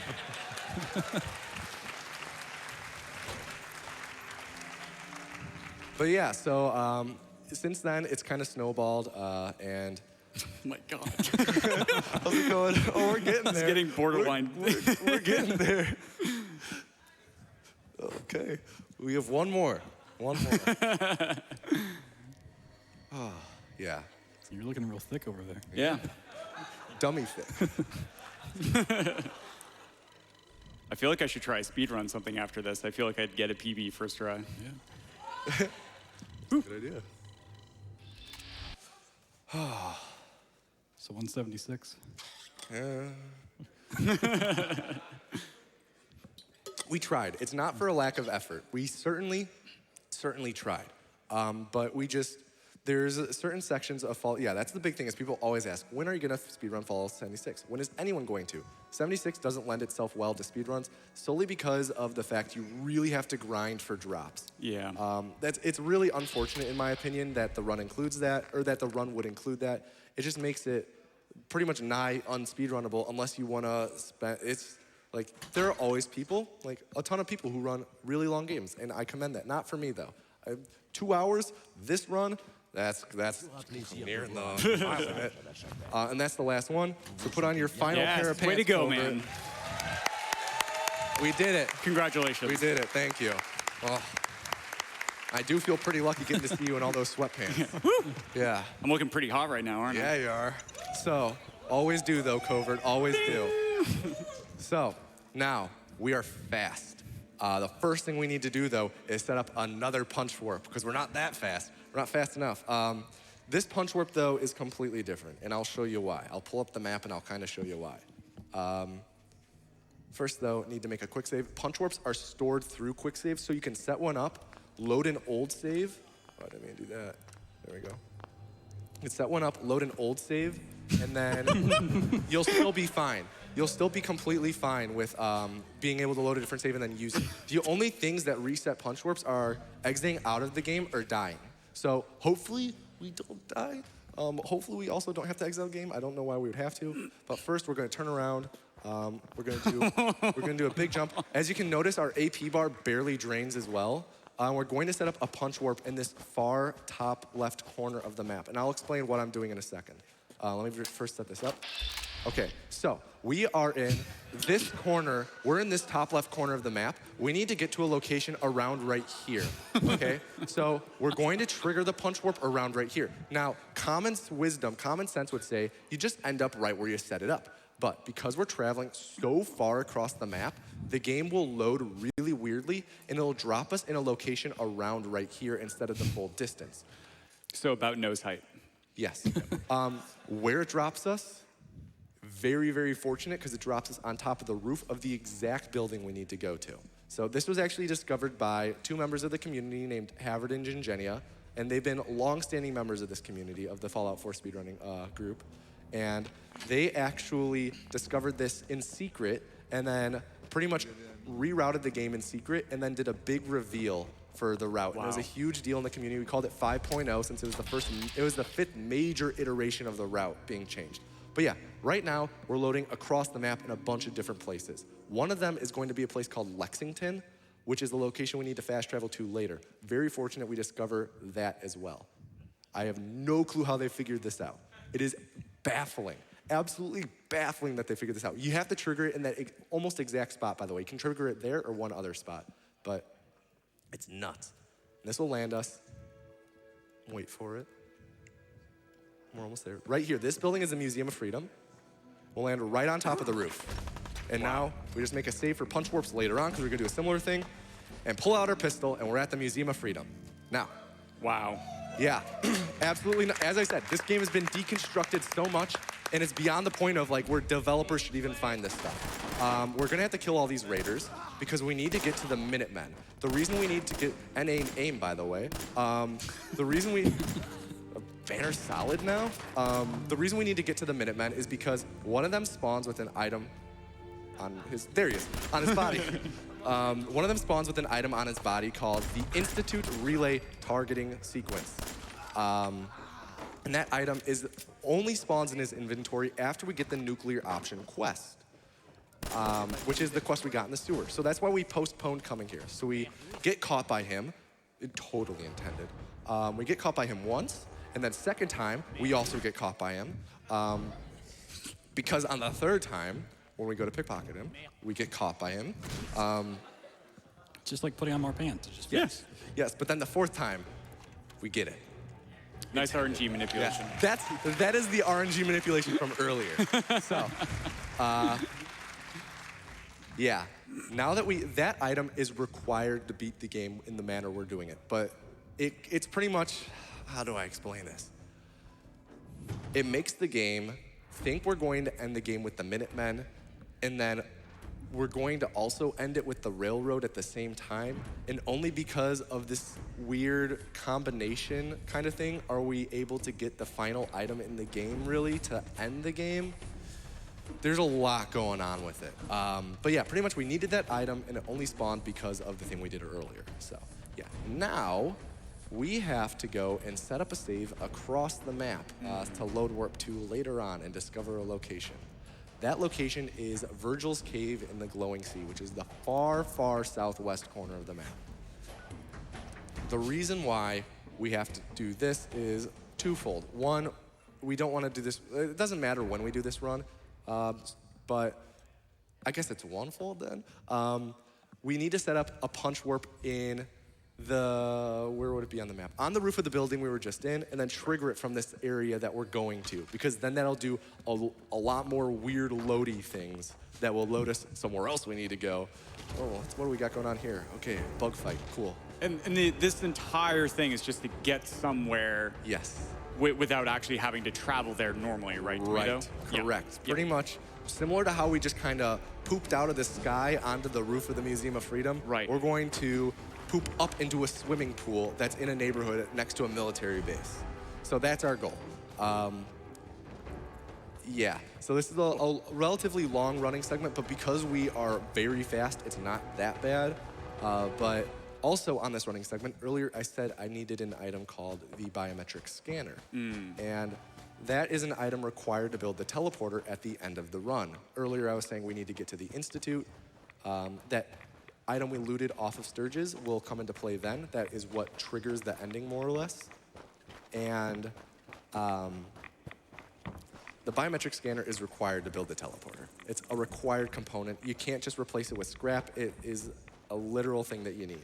Luckily, there is one that spawns in the Glowing Sea every time. It just is sitting there.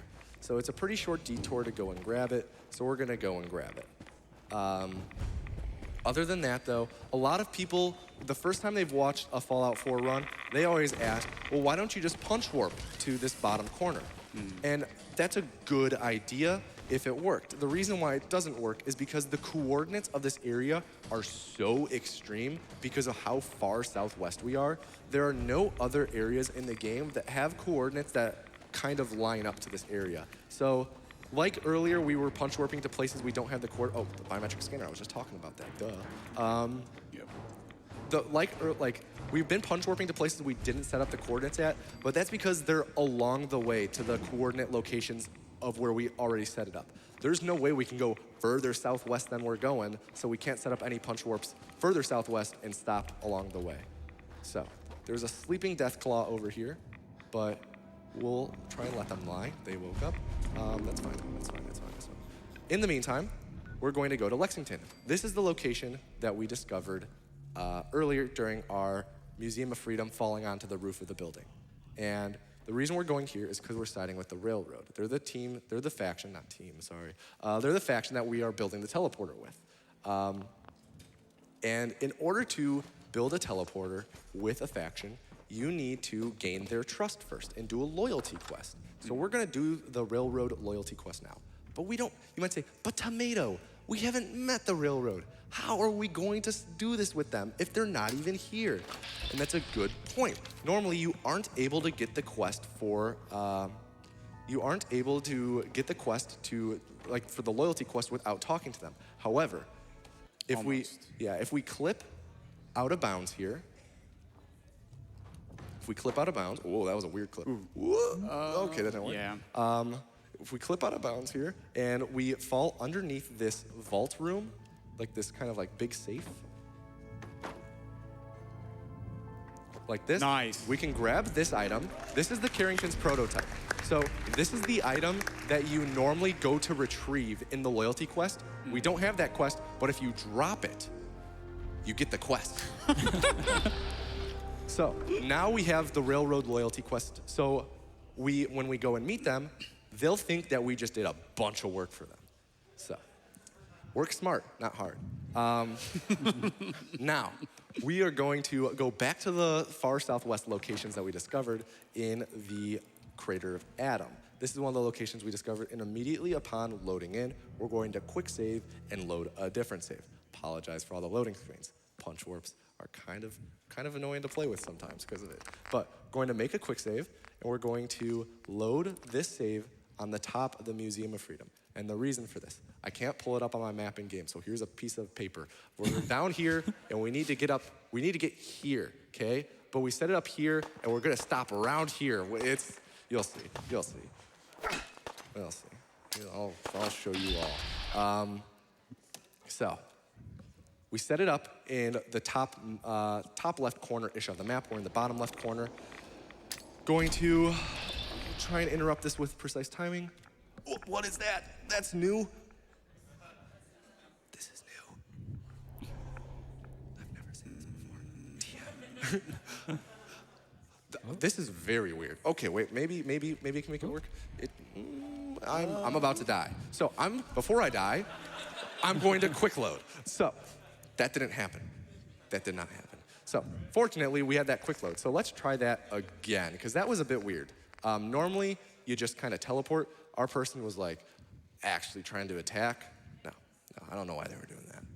So yeah, we're just gonna try and do this normally this time, as normal as this gets. So set up this punch warp, quick load.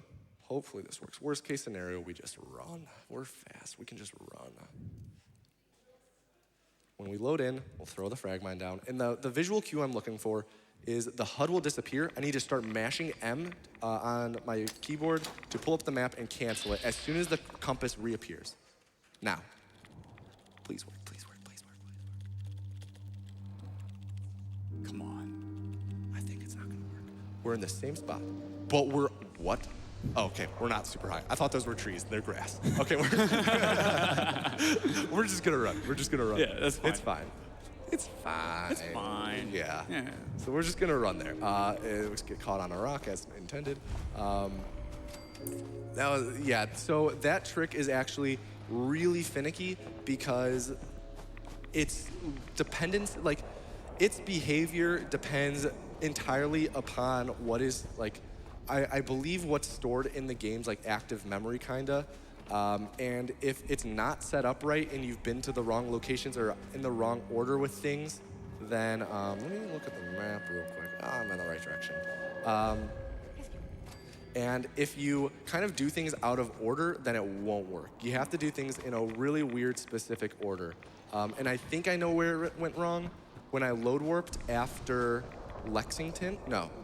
after the Museum of Freedom, I load warped from the inside of Diamond City to the outside, and normally I do the outside to the inside, so I think that might be enough to change the behavior of the game just a little bit, but who knows? Certainly not me. But here we are at Fort Hagen, and earlier we grabbed that Fat Man. So the Fat Man is actually because we're going to do a big gun skill check. First we need to clip through this door. There we go. Nice. Yeah, we're gonna do a big gun skill check. So Kellogg has a piece of augmented body, he has a bunch of augmented body parts on him, and we need one of them to progress the main quest, so we're going to use our Fat Man to intimidate him into handing them over. So first thing I need to do is as soon as this loads, I need to quick save because I might die here if I take too much fall damage from this clip. There we go. We should be fine. Step back for safety. So now for Kellogg, I'm going to negotiate and take the items from him.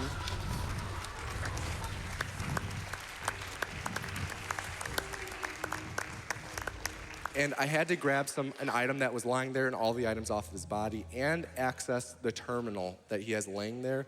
Otherwise, certain quest triggers don't get met. Are you still wearing the pants, by the way? Oh, yeah, I am. So pretty much I had to hit a bunch of little quest triggers inside the terminal, and now I can just safely load warp out. So you may be watching and saying, so what's actually happening in this story?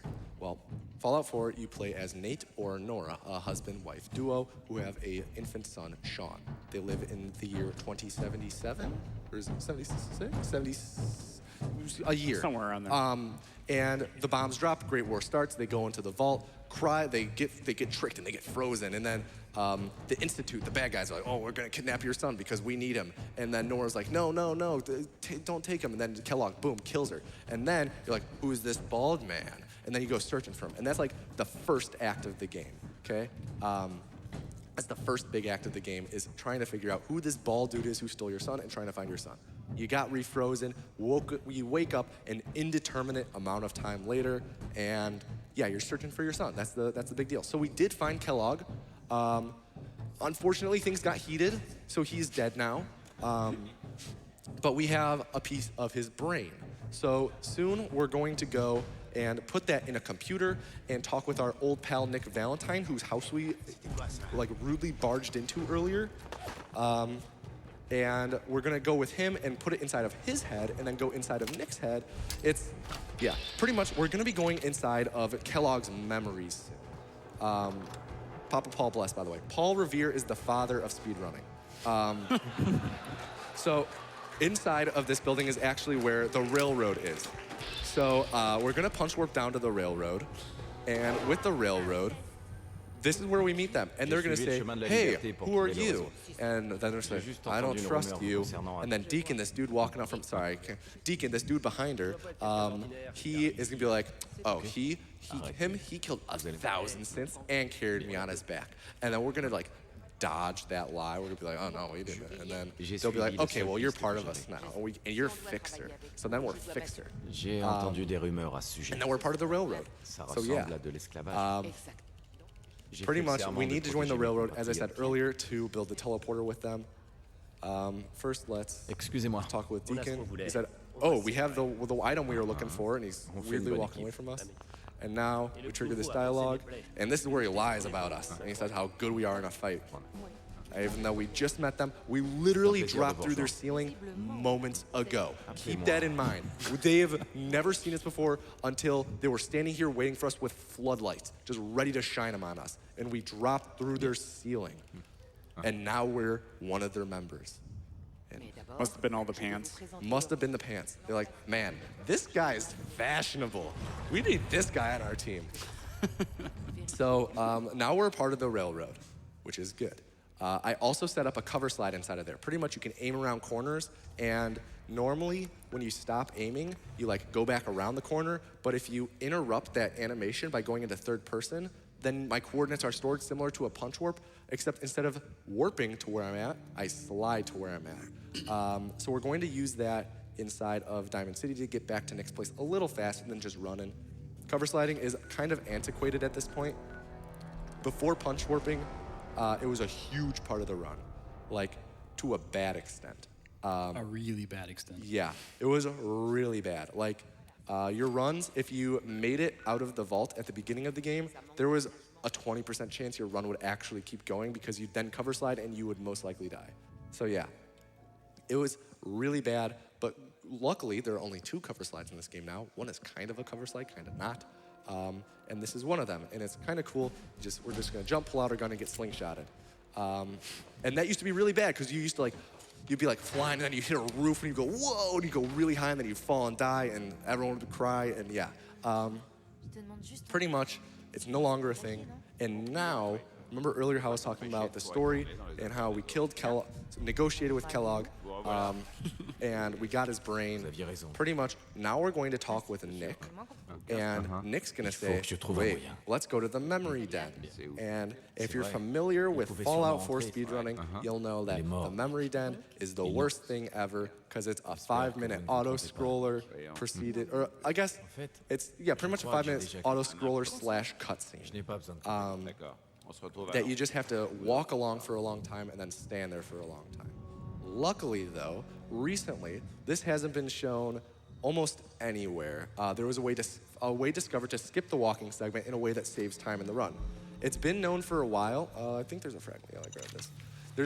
It's been known for about 2 years that there's a way to skip the walking segment. I guess 2.5 years to skip the walking segment in the memory den, but it lost time. But now we have a way to skip that, and it saves time. It saves about 30 seconds, which is huge. But we're still searching for a way to skip the memory sequence entirely. So I think it was like 2.5 years ago now. I don't even remember. 2 years ago, I put out like, I think a $250 bounty on skipping it, but no one's even come close.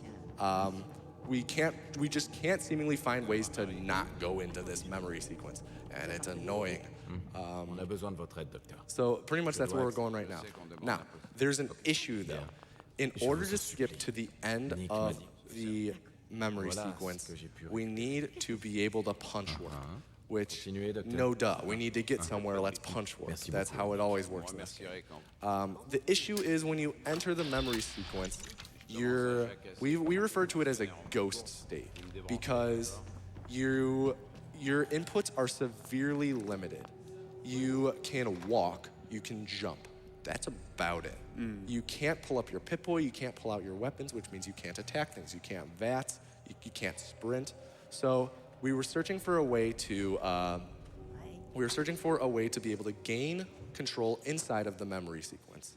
And thankfully, recently there was a fast way discovered. It was discovered by a group of people, more or less. A bunch of people were working on it. I'm not sure who found it. Was a bunch of people contributing to it. The core four were Havard Gingenia, who I mentioned earlier, Brongle, who is the guy who discovered punch warping in itself, and then a newer guy named Whip Pistol. And the four of them worked together and were able to figure out a way to gain control in the memory sequence. So, how do I explain this without a visual aid? Because there is no way to do a visual aid for this, really. Pretty much, there are things called input enable layers. An input enable layer is kind of a blanket that you pull up over you and it limits what you can do. And you can have up to 3 of them, and they each have a number on them, 0, 1, and 2. And each blanket is labeled. Like this one limits, he can't move his feet. This one, he can't wiggle his toes. This one, he can't lift his elbow, like that. So in here, we're given input enable layers that limit our movement to the things I mentioned earlier of just mostly walking. And that kind of sucks because we want to be able to punch warp to the end. So we discovered if you make a quick save and then load a different save, in there you get an input. So like, say I have blanket 0 on me. I'm gonna set up a punch warp right here, by the way. Say I have blanket 0 on me. The way I remove that blanket, oh, it's right here. The way I remove that blanket is by loading an old save, putting a different blanket 0 on, and then quick loading. And that means that when I actually do the quick load, I won't have blanket 0 on me anymore. Just because the game is only able to store 1 input enable layer of each number at a time, and it just removes it. So yeah, when we load in here, we should have complete control. Oh, thank God. Okay, we do. So I'm gonna punch warp right to the end. Or not right to the end, close to the end. And now we have complete control. We can jump, we can sprint, we can fire our gun, but we're invisible. How do you become not invisible, you ask? Throw a frag mine on the ground and pick it up. And now we're visible. And yeah, wow. That was like, that looked like nothing. That itself, while it's not a complete skip, this is a huge deal. Like, this has literally been the bane of Fallout 4's existence for like the eternity of Fallout 4 speedruns. Like BT can attest to that, because when he was running 3 years ago, this has just always been awful. So this is a huge deal, being able to skip that. And while you're in this, actually, so my gun is invisible, which is interesting. That like it's just not there. That sometimes happens. That's not part of the glitch. That is a completely different glitch that just so happened to happen. Pretty much, while we're in here, you may have noticed, or in the game, you can shoot people to skip their dialogue lines if they're friendly to you. And commonly, people will ask, like, can't you just shoot this guy or this guy to skip their dialogue lines? Shooting this guy does nothing. Absolutely nothing. He doesn't respond. Shooting this guy, though, bad move. He'll attack you. And he'll continue to talk while he attacks you. Doesn't skip his lines. Unless. It's actually kind of funny. Let's go for it. Like, he continues to talk while he's attacking. And even if you down him, he continues to talk. However, if you down him during a line, it'll skip only that line. So if you're risky enough, if you have enough ammo, you can down him on certain lines if you have really good timing and save like 5 seconds. So, oh, he's not done yet. Okay, I have not that much health, so I don't want to do this. It's okay, this is interesting. Oh, we're back. All right. I guess it was nothing. I guess it was. So also you may notice right now, our HUD only appears when I aim, but we have a lot of rads right now. And he's not done yet. We have a lot of rads, and we're not going to be taking them away. We're just going to be going the rest of the run with all these rads. So that means that we effectively have like 20 health, which is like not a lot. But I think we can manage it. I think we can manage. I think we can finish the game with this amount of health. We might die once or twice along the way, but it's fine. So once we exit the memory sequence here, we are going to immediately use VATS to attack Amari. This skips one of her lines and kind of aggroes her, but it advances a quest, which is awesome. So, let's see. Like this, it advances the quest. I'm going to make a quick save to load warp with and load this save to set up a punch warp. With this punch warp set up, we'll be triggering it shortly. Okay, and now I'll complete the load warp to the glowing sea, which is the place that we ran to a long time ago and made a save. And you can only use a punch warp once, right? Right. As soon as you use a punch warp, it's gone. Punch warps are one-time use. You have to reset it every time. Wow. So, yeah. Infinite punch warps. Oh, I never thought about that. That would be amazing. That would save so. Look for that. If you're at home, learn how to speedrun this game and look for that. That is an amazing idea. But yeah. So now we know. Now we've gone through Kellogg's memories, and the story now at this point is, oh, the Institute has our son in Gasp. He's like 5 years old now. We were frozen for 5 years, 5 years after he got stolen. So we're gonna go look for our son and get into the Institute. But that's the thing, there is no entrance to the Institute. That's the big revelation of the memory sequence, is that there's only teleportation. But we knew that, we talked about that earlier. Also, spoiler alert, your son's actually like 70 or 80 years old. He got frozen again for a long time. That doesn't matter. We actually don't see him at all in this run. So, yeah, he's kind of just forgotten about. You'll see why. But pretty much we talk with Virgil, because Virgil is the one who is able to give us the plans for the teleporter, because he worked for the Institute. He used to be people like us. Except now he's super mutant, bad guy, but he's not bad. Complicated story. Yeah, so he is actually gonna help us get into the Institute. The actual reason why is because he was doing experiments there, and he turned himself into a super mutant, and he escaped then, and the Institute is running after him. That's why he hides inside of the glowing sea, is because the synthetic humans, the synths that the Institute sent after him, the robotics, they imitate human flesh so well that they take radiation damage. So he hides there because he's a super mutant, doesn't take rads. But he wants us to go to the Institute to get a serum for him so he can become a human again. We're not gonna do that though. Poor guy. Yeah. So, but we have to go here to get a courser chip. So a courser is that dude who was in the memory sequence who we were shooting at. He's a courser. And in order to get up to this dude, we're going to punch warp. And this sends us up like 5 stories. And we're gonna set up another punch warp right here and ride an elevator. So, the courser chip is required to enter the Institute because coursers teleport in and out of the Institute. So, by having one of their brain transportation things, we can do that ourselves. So I'm going to punch warp up to here, get out my fat man. I'm going to negotiate, take the Courser chip, and then load warp out to Diamond City again. And now, though, the Institute, they're ahead of us, those tricky dogs. They're like, we know what you're doing. We know you need a Courser chip. You can't fool us. Joke's on them, we fooled them. Tinker Tom of the Railroad knows how to decode a Courser chip. So I'm going to load warp and then go back to our homeboy Tinker Tom and the Railroad, and they're going to decode it for us, which is awesome. Because then we can build a teleporter, and then we can go to the Institute and see what happens then. So yeah. The Railroad, typically you can't fast travel to and from indoor locations. That's why we have to load warp so much. The Railroad HQ is one of few locations you can fast travel to and from, though, that are indoors, which is awesome.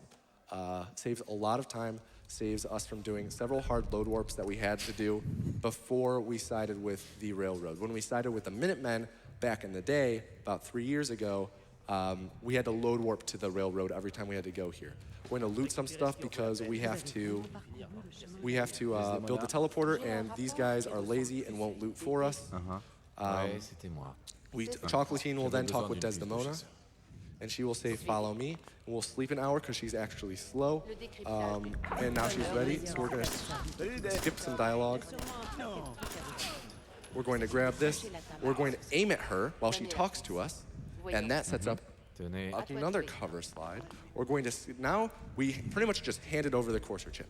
And now Tinker Tom is going to go through a bunch of lines of dialogue, like, oh, I'm decoding, oh, here we go, oh, they coded this one, oh, I have it here now. But we can skip all of that by fast traveling to the Railroad HQ, exiting, entering, and then, yeah, he'll pretty much be done. But we have to get close to him in order for him to truly finish. So that's why we set up this cover slide. Hopefully it'll work. It's kind of cool because of how fast it is. Let's see. Yeah, there we go. Oh, I hit a roof. Darn ceilings. Let me make sure he's on the right line. Yeah, he's on the right line. So now I can go back to Virgil. And with Virgil, I'll be like, yo, we decoded the Courser chip. Can I have those actual plans now? Because he won't actually hand over the plans until we decode the Courser chip. So now, once we have the plans, we then have to go back to the Railroad and say, hey, I have the plans. And it's a lot of errands, and you know how video games are, just fetch quests. So we're going to growl at Virgil, wait for him to talk to us. There we go. Je veux des résultats. Oui, mais si. Vous doutez de moi? Non. Dig the French, and then we can leave. And upon exiting, we then fast travel back to the Railroad HQ. And here we'll talk with them, and we'll talk with Des and then Tinker Tom. And pretty much we tell Des, hey, we need a teleport. She's like, teleportation? Whoa. Desdemona. Vous avez besoin de quelque chose. And then we talk with Tom, and he'll actually pretty much convert the actual plans. Let me shoot her a couple times to skip dialogue. Tom's awake. No, he's falling asleep as we talk to him. That's so rude. Let's see. Oh, we can spoon this guy for a little bit. That'll wake up Tom. Oh, not yet. Okay, this one's free now. Now he'll be awake. There we go. So, now, when we talk with him, he'll be able to actually like make it so the teleporter can come to become a reality. But first we have to drop an item because we have to drop this. Let me bind this first. We have to drop this item because this is the item we picked up when we killed Kellogg. We have to drop it because it contains a lot of circuitry, and we're about to build something that requires circuitry. And if it's in our inventory, then what the game will do is it'll just eat it up, even though we have other circuitry available. So we have to drop it, and we'll pick it back up when we return in a second. But the first thing we need to do is build the stabilized reflector platform. Whoa, you're really bright. Fast travel back to the Railroad HQ, and there we'll pick back up the military-grade circuit board, which is what we dropped, talk with Tom again, and he'll give us the final plans for the teleporter. So Tom is right here, investigating something. Alors, vous avez fini la plateforme? Oui, c'est fait. La plateforme est terminée. And then once we say open up the gates of hell, Merci. once he says it, we can fast travel back to Sanctuary, and somehow Dez and Tom will beat us there. Sometimes there will be a Brahmin here as well. Let's hope there is, because they are cool. They must be wearing more pairs of pants than you. Must be. All right, so now we can, oh, there it is, yeah. All right, so now we can build the rest of the teleporter. So, excuse me, there we go. Hold your horses. Come on, please spawn. Sometimes, there we go. Sometimes the menus here take a while to load. I'm gonna need more rubber. I need 17 rubber, I only had 14, so that's a tire I need to scrap. I need to connect everything. I'm building the teleporter right now. That didn't connect. Should have enough for everything. There we go. We'll talk with Dez. Quelle est la situation? And now Tom and Dez will talk, and then we step on the teleporter, and we get brought into the Institute. Okay? Ok. Now, normally, when you step on the platform, Tom has a really long dialogue, like really long. But if we step onto the platform, wait like half a second, and then fast travel away, it skips all of that. And it saves like a lot of time. I don't even know how much. I lost count. I can only count like 40, because that's how much we save with the vault elevator. So I don't go higher than that. It's more than that. So that'll immediately teleport us into the Institute, like that. So now we're in the final section of the game. So what are we gonna do in the Institute, you might ask? We're gonna blow it up, naturally. And what we're going to first do is load that thing that we got from Sturgis so long ago. We're gonna put that into this thing, and it'll teleport in an old pal. We'll see in a second. I have to set this punch warp while they're coming in. Here we go. He's gonna tell us about some settlements. But no, he's just gonna hand us this fusion pulse charge, which we're then going to, I was mashing E to skip the pop-up for it. It's gotta go fast. Going to make a save here for load warping later. And I'm now going to do the hardest clip in the game. You sit down, you press stand up, and you're through the wall. So now I'm going to perform a really hard jump, so I'm going to use Jet to make it a little easier. Typically, we'll do this without Jet. This is just called Jet Jump. Pretty original name, I know. And we're going to access this door. Almost missed it. I don't know. I would never have been able to live with myself if I missed that. So we have to plant that fusion pulse charge on the reactor of the Institute so it'll blow up. Interestingly enough, the Minutemen gave us the fusion pulse charge, but we're gonna go to the railroad to arm it. So I'm gonna punch warp and somehow end up here. Oh, I gotta do that fast. No, plant it. Okay, we're good. Wait, maybe not good. Maybe, this is fine. This is completely intended. We're fine. I meant to make a quick save there. I missed. I hit the empty part of my keyboard. We're good.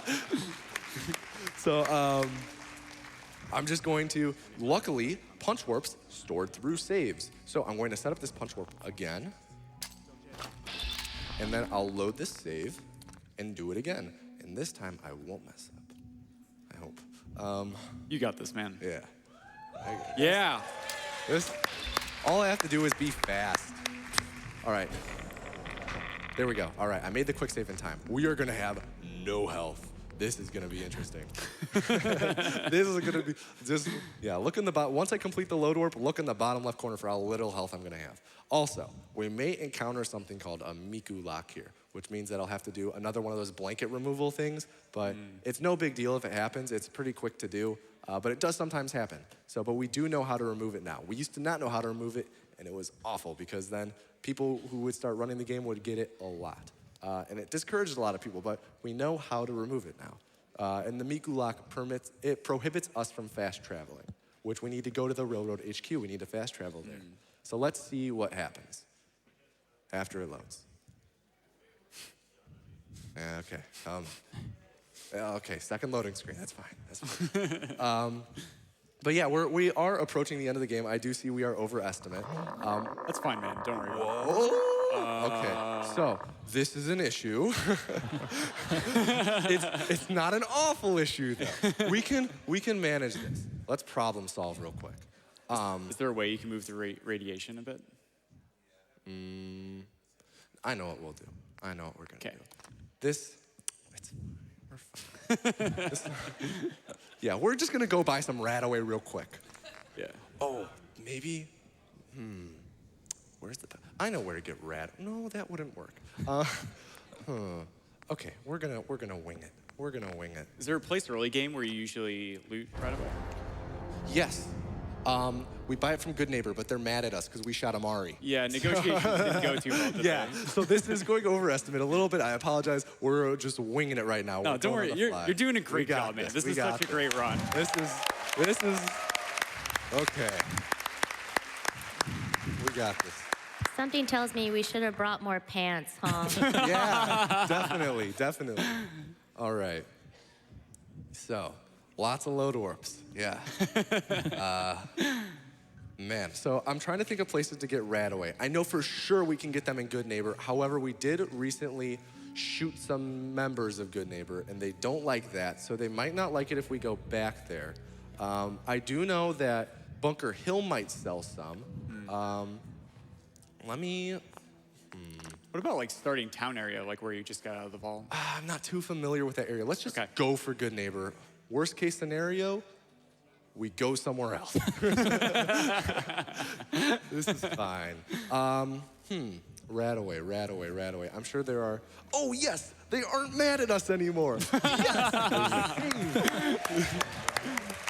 D'accord, voyons ça. Easy. Okay, so now she always has a ton of Radaway, so I'm just gonna buy a bunch of that. Where is it? There we go. Nice. Yes. Oh, I don't want to cancel. There we go. All right, so now let's use that Radaway. Yeah, okay, now we have a lot of health. So now Nice. we have to get back to The Institute. let me check to make sure if she has jet, this is, I actually know where there's jet if she doesn't. D'accord. This Je vais is jeter un coup d'œil. really thinking on our feet right here. Let's see, jet, no jet. Okay, but she does keep jet stored by her bed, I believe. Yes, here it is, the jet. So we have the jet, so now we will load warp, because I have to do that jump again, and I'm not comfortable with,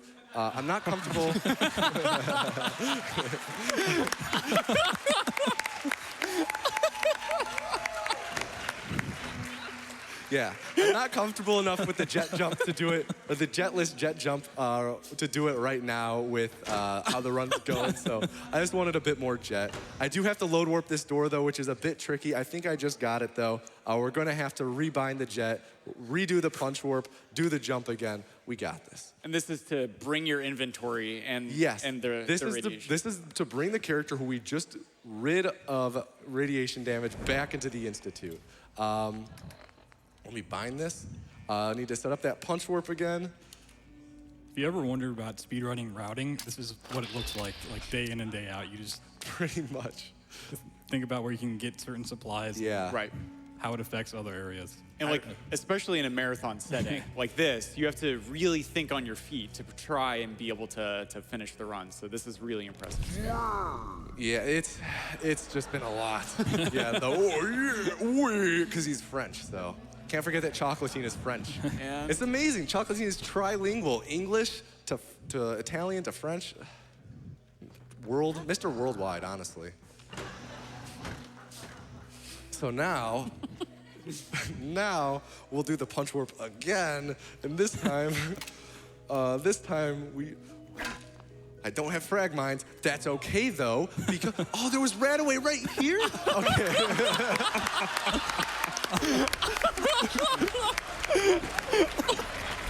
That's okay though.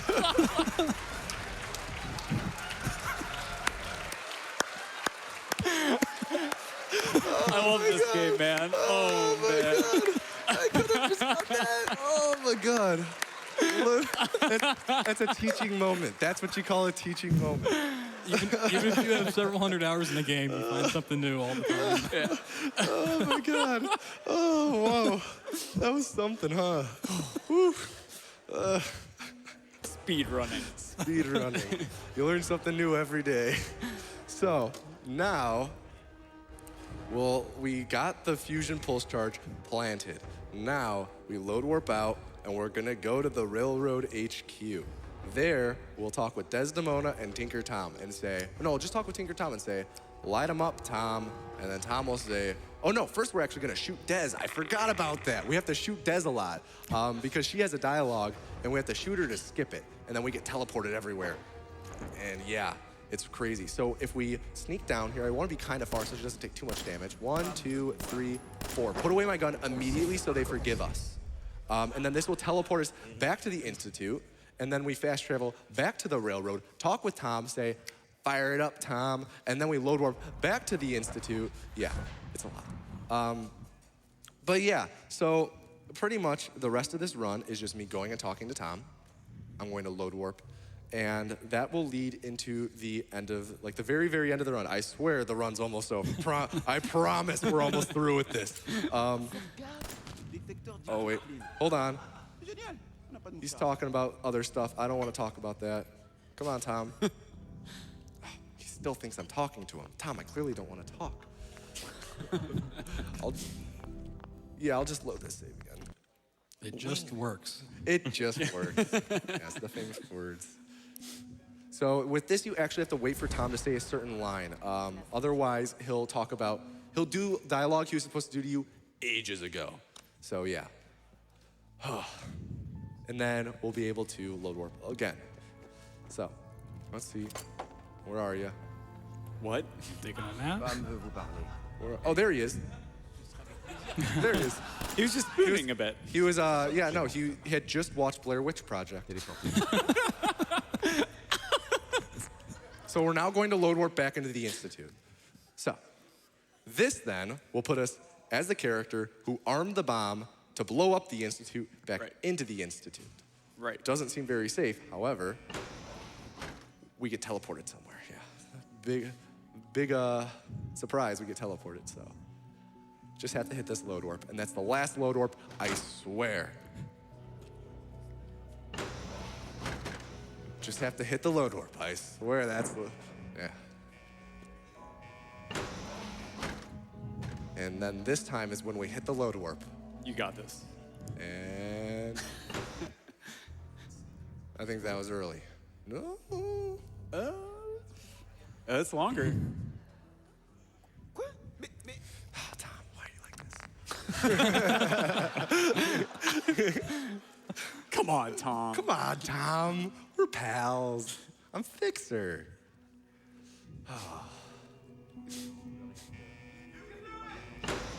Yeah. We're trying up here. We're trying. This is the easy load warp. And earlier we did 6 really hard ones. Oh my God, that's thick. I think that was it. Let's cross our fingers that Tom isn't nosy again. Oh, come on, Tom. Come on, Tom. Come on, Tom. Come on, Tom. Oh, we got it. No, Tom. Perfect. It worked. Woo! Yeah. All right. So this is leading into the end of the run. I swear. That time. Okay, we're fine. It's fine. It's GDQ. It's for charity. We can actually kill Des here. Speaking, yeah. I didn't have enough bullets. Bummer. So this brings us to the Mass Fusion Executive Suite. We get a nice little show. And this is going to be wrapping up the run. So yeah, this was a wild run. So many of these games have all these games have really dedicated people behind them, and they mean a lot to me.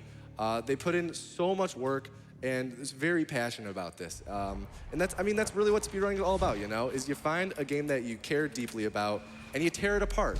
But like, yeah, this is about the end of the time is coming up. I'll tell you when. But yeah, I just would like to say thank you not only to GDQ for having me here, but also huge thanks to the Fallout community themselves, because they've just been incredibly welcoming to me and just everyone, and they're some of the greatest people I know. So thank you for being you, and Tomato. Time right here. That's time. That's the run. Congratulations, man. Congratulations. Oh, it's over. We did it. We did it. Great job, man. Oh my God. Oh. Sheesh. Yes. So thank you. Thank you all for bearing with this disaster. We made it. 5 games. All Yeah. right. I'm done. That's it.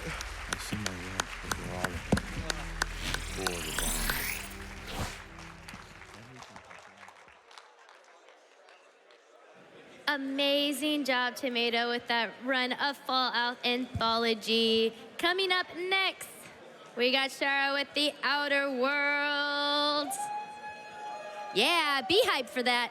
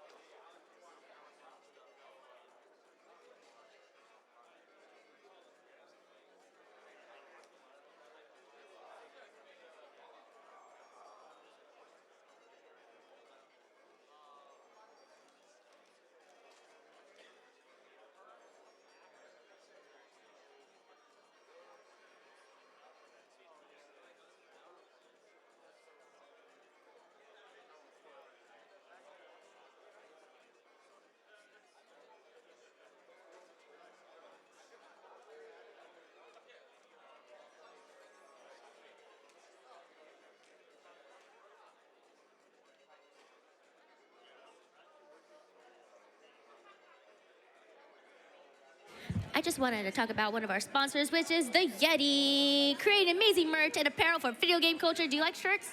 I like shirts. I think a lot of people like shirts. I like to think that a lot of people like shirts. I'm wearing a shirt. I see other people on the couch wearing shirts. So if you want to get shirts with amazing graphics, go none other than theyeti.com. Over $1 million donated to GDQ charities, and they've been supporting games and quick events since 2011. All profits from the AGDQ2020 collection goes to Prevent Cancer Foundation. So make sure you get those lovely shirts. I saw a couple of them. I saw like a Sonic one. That one was really cool. There was the Super Monkey Ball. That one was a cute one. It's cute and pink. I like that one. That's really awesome. So if you want to go ahead and get some, you head over to the Yeti. That is www.theyeti.com. Once again, www.theyeti.com.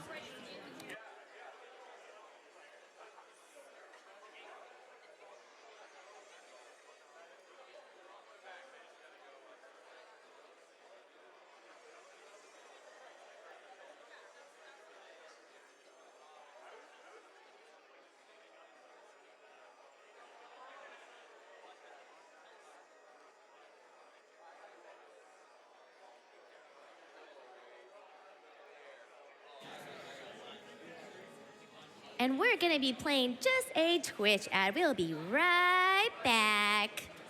Hold on tight.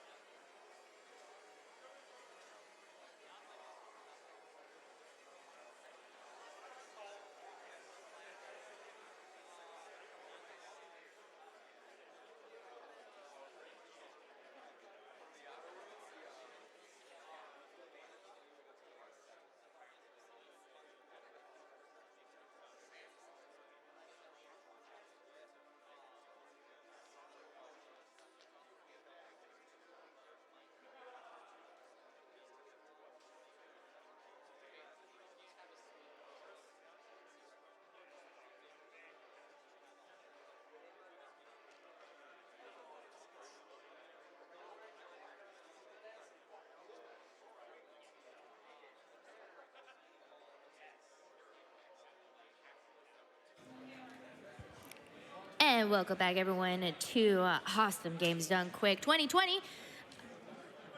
Just wanted to give a big shout out for our sponsors of Fangamer. If you've never been to Fangamer's site, they have a lot of cool, amazing merchandise. Everything's from vinyls to t-shirts to pins, socks, ties, you name it.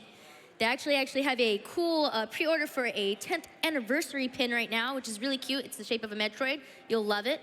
They also have some pretty cool merchandise from Undertale, Metal Gear Solid, Banjo-Kazooie, Monster Hunter, and much, much more. All those donations right now will go towards that. Don't forget, sales are donated to the Prevent Cancer Foundation. You can find out more at fangamer.com/GDQ. Once again, fangamer.com/GDQ. And all right, it is my time to go. I'm so sorry. I was very not talkative. I apologize. But I'm going to be handing this over to the lovely yellow killer bee. She's amazing. So you guys will enjoy. Thank you so much for having me. I will see you guys next time. Fire! There you go. Thank you.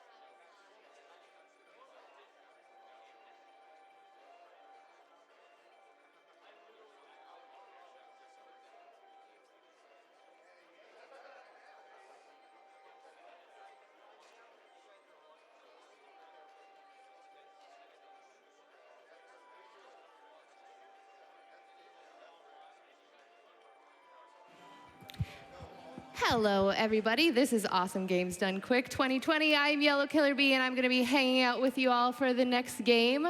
Coming up right now, coming up next is The Outer Worlds by Sharo. We have some great PC games coming up in the next couple of hours as well. We've got Doom Sigil coming up. We've got a Medieval. We've got Doom 2016. So you guys are not going to want to go anywhere. You're going to want to stick around for all of that action coming up very soon. We do have some updates about some of the donation incentives. We have decided the Outer Worlds character name is going to be Zap Brannigan. That was the clear winner. And then as far as the ending choice goes, the ending choice will be Side with the Sun. So thank you so much for donating for those. I do want to say that there has been some issues with the website and the donations, and we are aware of that, but we are working on it, and we just want to say thank you guys so much for all of your support. Thank you so much for all of your donations. We really appreciate you guys being there for us, and we are not going to stop bringing you the best, the fastest speedruns.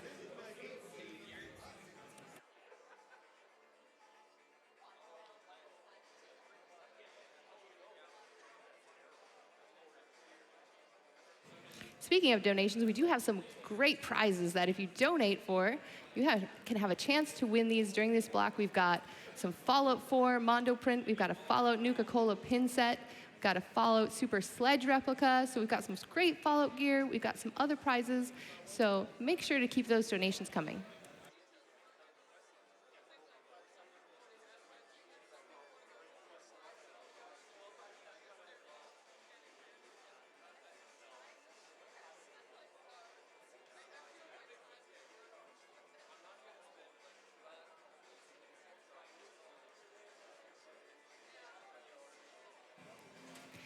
Here at Awesome Games Do It Quick, we do have some great partners, and one of those partners is Tokyo Attack. Tokyo Attack is America's largest provider of Japanese arcade games for events. They have over 36 events annually. They're community-run and driven, and you can find out more about them at tokyoattack.net. That's tokyoattack.net.